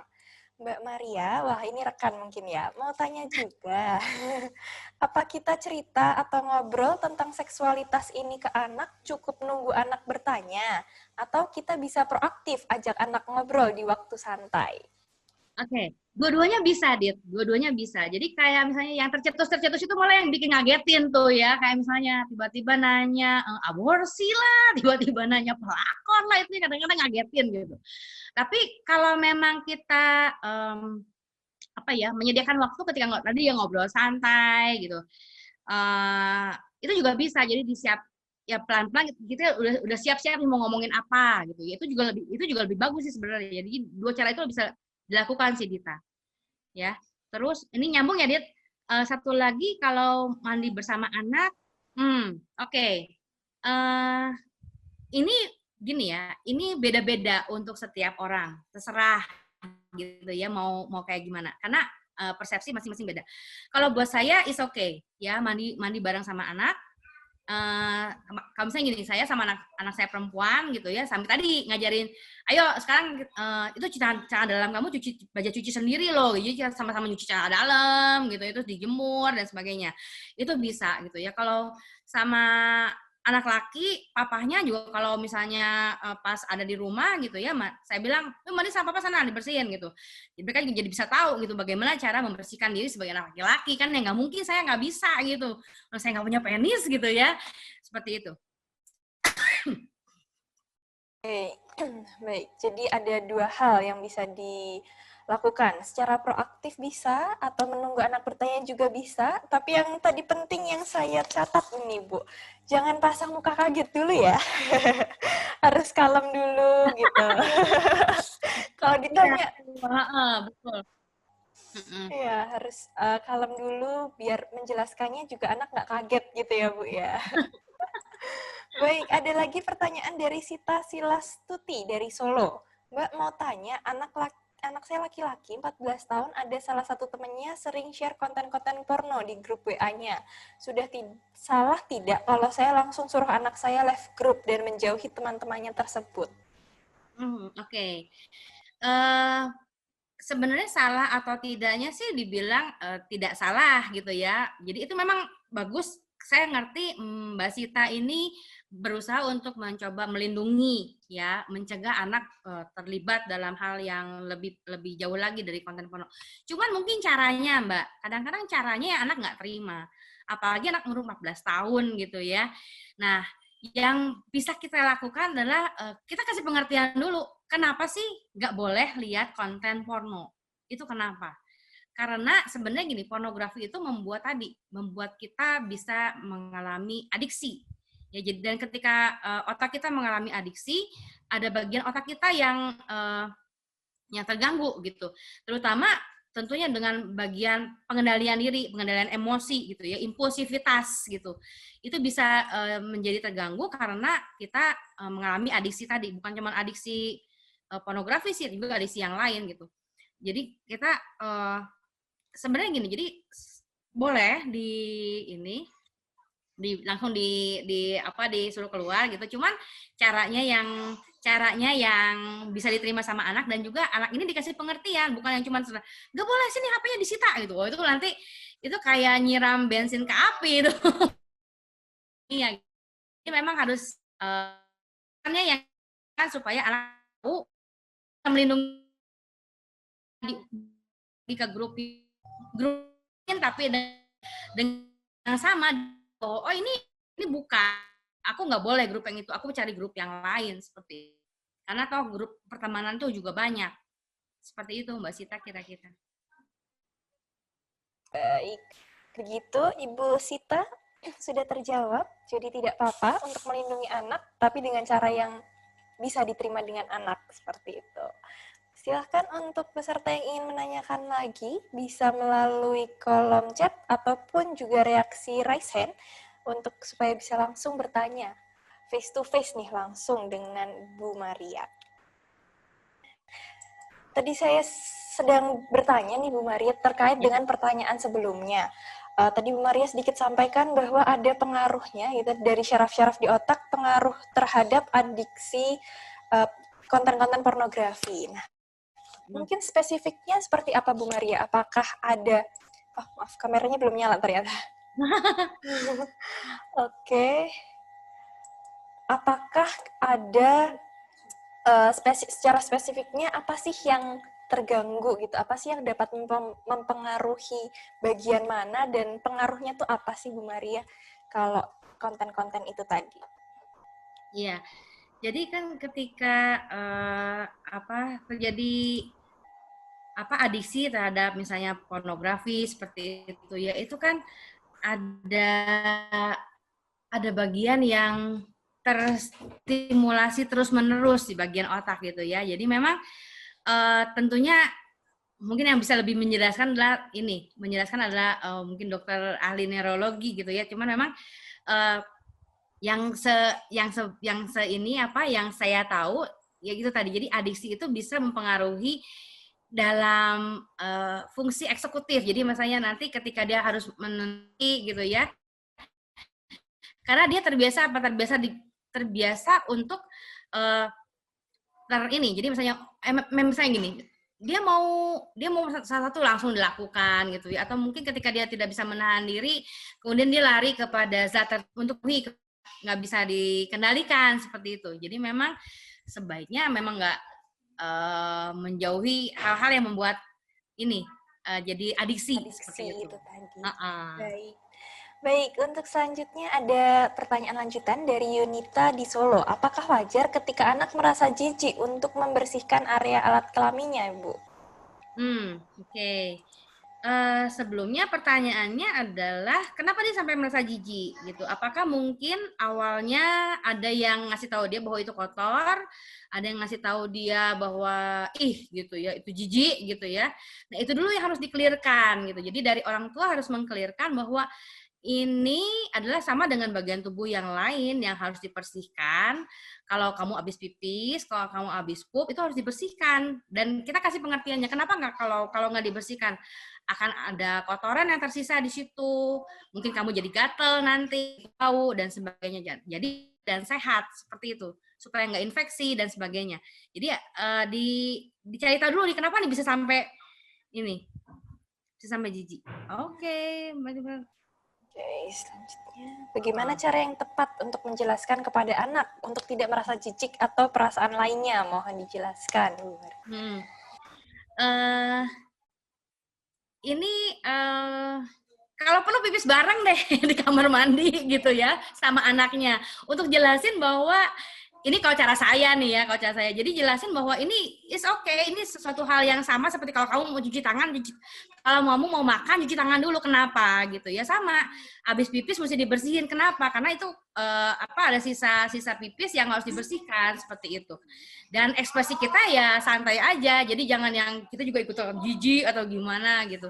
Mungkin ada pengaruh dari orang lain yang kita nggak tahu ya, mungkin apakah temennya ada yang ngomong, atau mungkin ada siapanya di rumah, atau siapanya lagi, itu dulu yang harus diklarifikasi, kemudian dicontohkan, atau diberikan pengertian, supaya it's okay gitu, itu bukan sesuatu yang jijik dan kotor dan sebagainya. Emang kotor sih, memang mesti dibersihin gitu aja. Oke. Baik, selanjutnya dari Bapak Fiantonius yang tadi nih, saya ingin bertanya, Bu, kenapa ada terjadi kasus incest? Incest, ya. Incest. Saya juga nggak tahu, Pak. Saya juga gini, sebelum saya menikah, saya sempat kurang lebih 1 tahun atau lebih ya, menangani kasus-kasus pelecehan seksual yang sangat bervariasi. Jadi saya udah lumayan kenyang gitu dengan ngadepin kasus-kasus aneh gitu ya. Misalnya seperti gini, ada yang vagina jadi dimasukin kawat, ada yang vagina jadi dimasukin mangga muda, dan sebagainya. Salah satunya juga menemukan kasus incest, dan saya tidak pernah habis pikir kenapa itu bisa terjadi gitu ya. Tega-teganya ayah sendiri gitu ya, itu ayah sendiri melakukan hal itu pada anak perempuannya gitu. Dan saya pikir di sinilah pemahaman yang mungkin pertama pelakunya mengalami kelainan seksual, bisa jadi mungkin dorongan seksual yang berlebihan yang tidak bisa dilampiaskan kepada pasangannya, kan seperti itu ya. Kalau pedofil kan gitu, bisa contohnya gini, pedofil itu dia melampiaskan dorongan seksual kepada anak yang lebih muda karena kurang percaya diri dengan orang yang seusianya, sehingga larinya ke pedofil. Nah, kalau incest saya kira gitu, mungkin ada dorongan seksual yang tidak bisa dia lampiaskan kepada pasangannya, sehingga akhirnya menemukan ada anak di rumah, atau mungkin ada apa yang dia temui, tidak bisa mengendalikan diri, seperti itu. Kurang lebih sih gambarannya itu, Pak. Kalau ditanya kenapa terjadinya, ya itu sangat dinamikanya itu berbeda-beda. Kalau misalnya sama saudara gitu, gimana? Kadang-kadang ada juga kejadian ya, kakak adik dan apa. Ya, betul, Pak. Apa yang penyebab secara psikologis gimana, Bu, ya itu ya? Kenapa tadi? Kamu saya kan. Iya, itu tadi karena saya kira gini, karena ada pemahaman dari apa ya? Pertama gini, mungkin pemahaman yang salah mengenai seksualitas ya, atau mungkin pemahaman yang anak ini atau mungkin di keluarga itu tidak ada batasan gitu, tidak ada batasan bagaimana relasi antara keluarga itu yang benar seperti apa, misalnya dengan antara kakak sama adik gitu ya. Atau bisa juga begini, Pak, bisa juga kemungkinan anak ini sebenarnya dia melakukan itu ya, misalnya gini, korban. Jadi korban karena dia mengalami hal itu sama orang lain gitu. Jadi dia belum lama ini seorang teman kolega cerita seperti itu. Jadi ada kakak beradik, si kakak itu menonton video porno, kemudian dia melihat apa yang dia saksikan dipraktekkan kepada adiknya. Itu bisa makanya tadi saya bilang incest itu bisa terjadi segala macam dinamikanya. Apakah misalnya dia bisa korban dari pelecehan sebelumnya, itu juga bisa ya. Dia melihat dari adegan video porno juga bisa, dia pengen nyobain gitu. Nyobainnya sama siapa? Cuma ada adeknya misalnya gitu. Dia coba sama adeknya. Gitu, seperti itu, Pak. Ya, hampir tidak habis pikir ya Pak Ovianto. Ya, saya juga tidak habis pikir. Sama. Ngeri ya, Bu ya? Bisa Ya, begitu ngeri ya? Pak, betul. Ya, maksudnya, artinya kan kita dengan saudara itu nggak ada nafsu harusnya ya, sayang lah gitu. Maksudnya kita melindungi saudara gitu. Kalau misalnya begitu, jadinya ada yang salah dengan nilai-nilai di keluarga mungkin ya.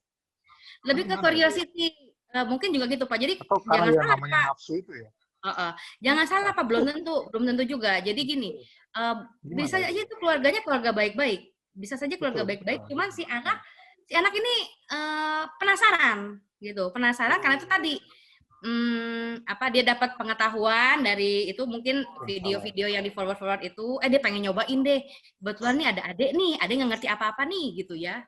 Dilakukanlah hal itu gitu. Padahal kan sebenarnya jadi ya gitulah. Memang kita harus menjaga anak kita baik-baik Pak memang. Itu tadi mungkin juga karena penasaran dicoba-coba, dia nggak ngerti mungkin, apalagi kalau masih di bawah umur kecil ya, masih kecil ya. Nah itu juga rawan itu ya.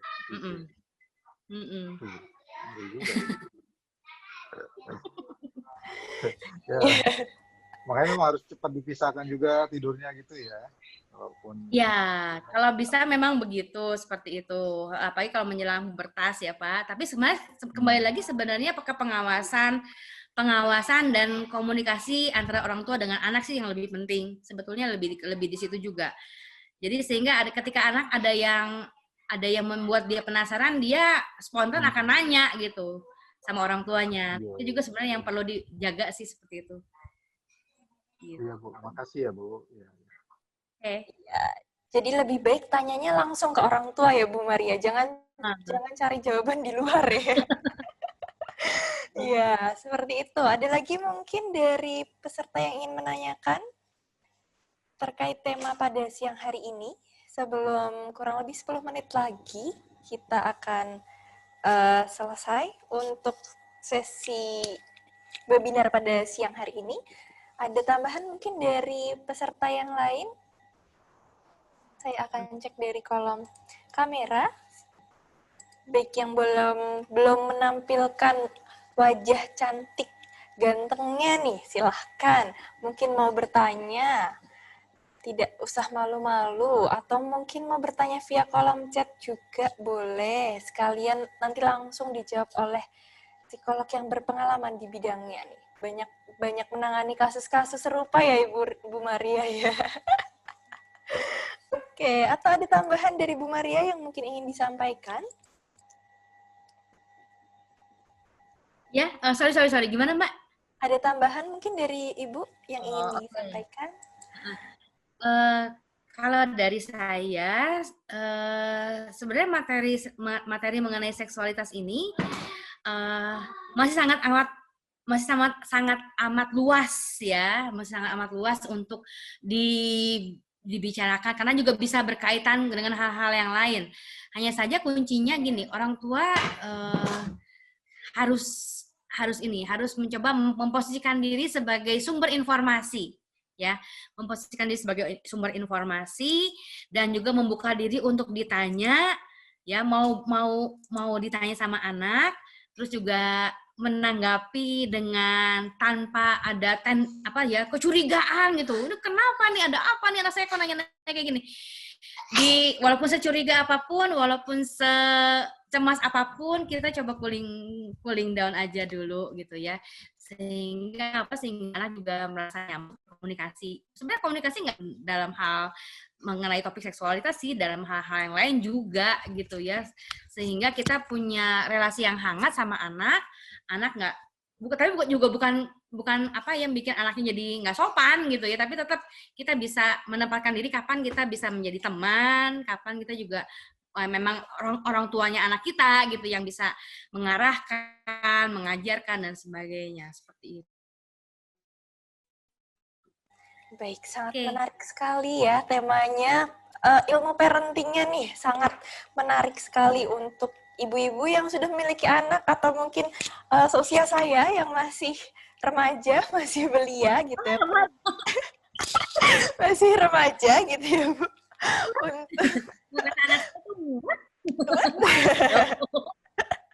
Ya, untuk pendidikan di masa depan gitu, tentang bagaimana parentingnya terhadap anak, ilmu-ilmu parentingnya terhadap anak. Baik, apakah ada yang masih mau bertanya, menyelesaikan kebingungannya? Tadi Bu Maria sudah sedikit sampaikan materi tambahan. Ya, jika tidak ada lagi, mungkin dari Bu Maria ada tambahan lagi atau sudah cukup, Ibu?